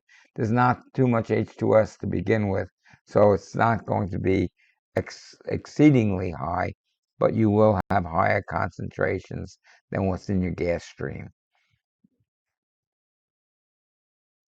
Swings in BTU value to customers can be risky. Appliances tuned for one composition of natural gas may produce toxic pollutants, CO or NOx, etc., when supplied with a different fuel gas composition. Therm billing calculations can be violated. Gas interchangeability requirements can be violated. Industrial processes can be damaged. Let's say you have a process that's very sensitive to a specific gas temperature, and your BTU content changes, well, that process is going to change its temperature as your gas composition changes. Gas system performance, the ability to serve all customers, can be disrupted if you have BTU swings that are outside the acceptable range. So you have to be careful when sending tail gas out, and when you're sending boil off out mixed with tail gas, in order to make sure that you don't put your customers at risk of having either processes damaged or uh, pollutants being formed or any kind of misoperation or therm billing calculations being violated. The introduction of RNG, that stands for renewable natural gas, and that's typically landfill gas or wastewater treatment gases when they separate the gunk from the water, and then they can pyrolyze or digest the waste and get gases that typically CO2 and methane. But there's also alphabet soup of other components that could be in there. So RNG, if not properly monitored or given proper reaction to what is found, can be a hazard. RNG composition could be alphabet soup of everything you can think of, from polychlorinated biphenyls to H2S to any kind of whatever is decomposing. Insecticides could be in the landfill. And it changes with time and changes with location. As you put in new wells, you're getting different locations of different garbage dumps that have been dumped over a period of time. Over a period of time, what's in the garbage can be different than what was there deposited 5 years ago, etc. RNG processing, like any processing plant, may have variations of output quality gas based on plant performance and plant upsets. I mentioned that CO2 is produced, so you have to have a CO2 removal system. If that CO2 removal system malfunctions and you send out a high amount of CO2, you can get flame lifting on burners, and then you can end up with a flame out and then a flame coming, a hot spot, and then an explosion taking place. So you want to make sure that you monitor your RNG sites significantly well, and that you dilute the RNG as much as possible. And also that you react and make sure that if you do get levels of components that are hazardous, you take measures to either dilute them to where they're no longer hazardous or not put the RNG into your gas system. RNG processes, like any process plants, have variations on output. Quality is based on performance and plant upsets. Most RNG sites depend heavily on CO2 removal systems. If one of those systems malfunctions, the plant needs to assure that the CO2-rich gas does not leave the plant. CO2-rich gas can cause flameouts and subsequent explosions.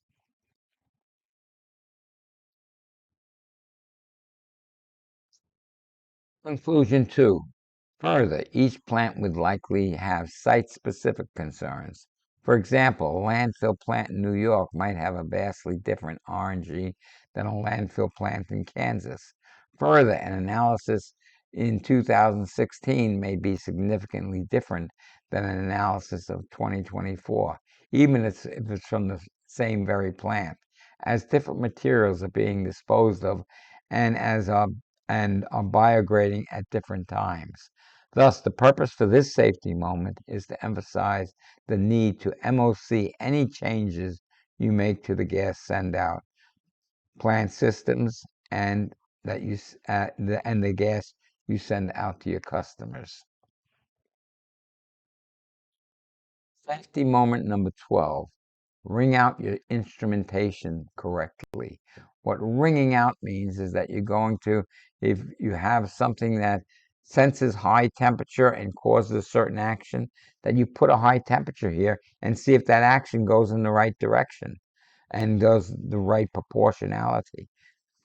A portable pipeline was being used to test its ability to be used during peak shaving day operations.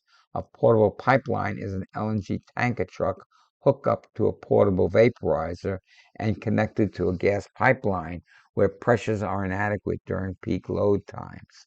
The day before the test, the instrument person was found by the chief engineer installing a redundant set of sensors on the control system to improve reliability. The chief engineer told the instrument person to make sure you ring out the feedback loop before the equipment is put back into service. The person was told the day before the project to ring out the instrumentation after he does the addition of redundant sensors. Consequence: the instrument person did not ring out the feedback loop. The next day, during the test, unheated LNG was fed as a cryogenic liquid directly into the underground carbon steel pipe.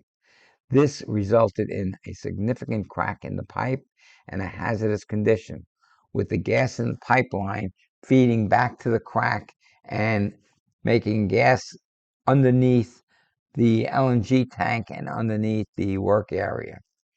We actually felt the ground rise slightly, and it was paved area until the gas found a place to blow through and relieve the pressure under the pavement. The vaporizer was also damaged as the reverse operating control system failed to provide the heat to the vaporizer when it was needed.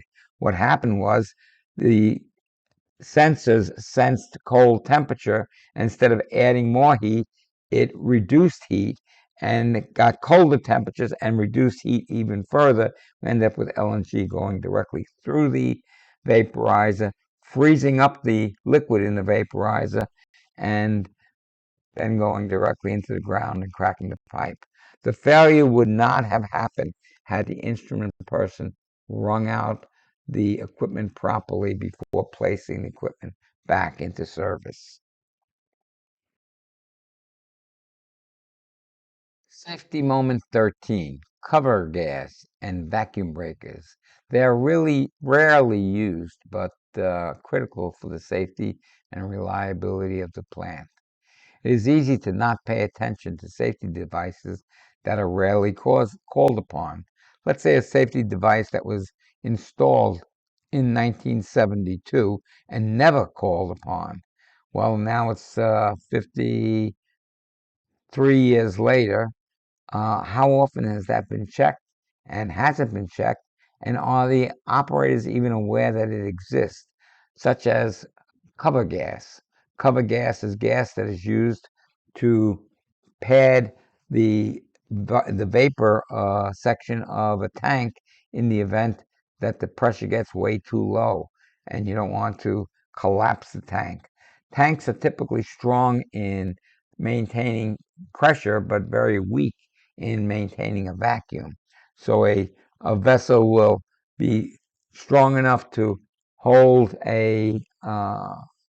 let's say a soda can, be strong enough to hold pressure inside the can, but once you get a vacuum, that can quickly crush. Typically take it as a water bottle or a soda can in your hand, and when you crush it, you can see that it's very similar to having a vacuum inside that can. It's easy to not pay attention to devices that are not used commonly. However, when they need to work, they better do so and work properly. Cover gas systems malfunction can cause an LNG tank to be destroyed, and worse, can result in LNG spillage. Cover gas systems in a system supply gas, typically off a fuel gas line, into the LNG tank to ensure that the tank does not collapse if the pressure becomes too low. Typically, cover gas is deployed at pressures just above atmospheric pressure. So let's say your tank operates at 1 to 2 psi differential pressure to the atmosphere, and your tank pressure goes down to a half, and maybe goes down to 0.1 psi differential pressure between tank and the barometer. Then your cover gas comes in and starts putting gas into the tank from your fuel gas system. It's typically from the fuel gas system. Sometimes it can be directly off the pipeline. Now there's multiple stages of depressurization before it gets to the tank, but it's essentially dirty gas going into your tank. It's not desirable, but it's a lot better than having your tank collapse. However, if it's never called upon, how do you know it's going to operate when needed, unless it's maintained? Negative tank pressure protection on tank systems. Vacuum breaker systems are automated systems that operate if the storage tank experiences a negative pressure. Typically, such systems come on after the cover gas system cannot prevent the vacuum from forming. A vacuum breaker system allows air to enter the tank to avoid having the tank collapse from the external pressure. Yes, it is undesirable to have wet, contaminated air enter the LNG tank, but it is better than having the tank collapse due to negative pressure. Once activated, actions need to be taken to safely remove the air from the LNG vapor space. That space is typically in the dome above the suspended deck.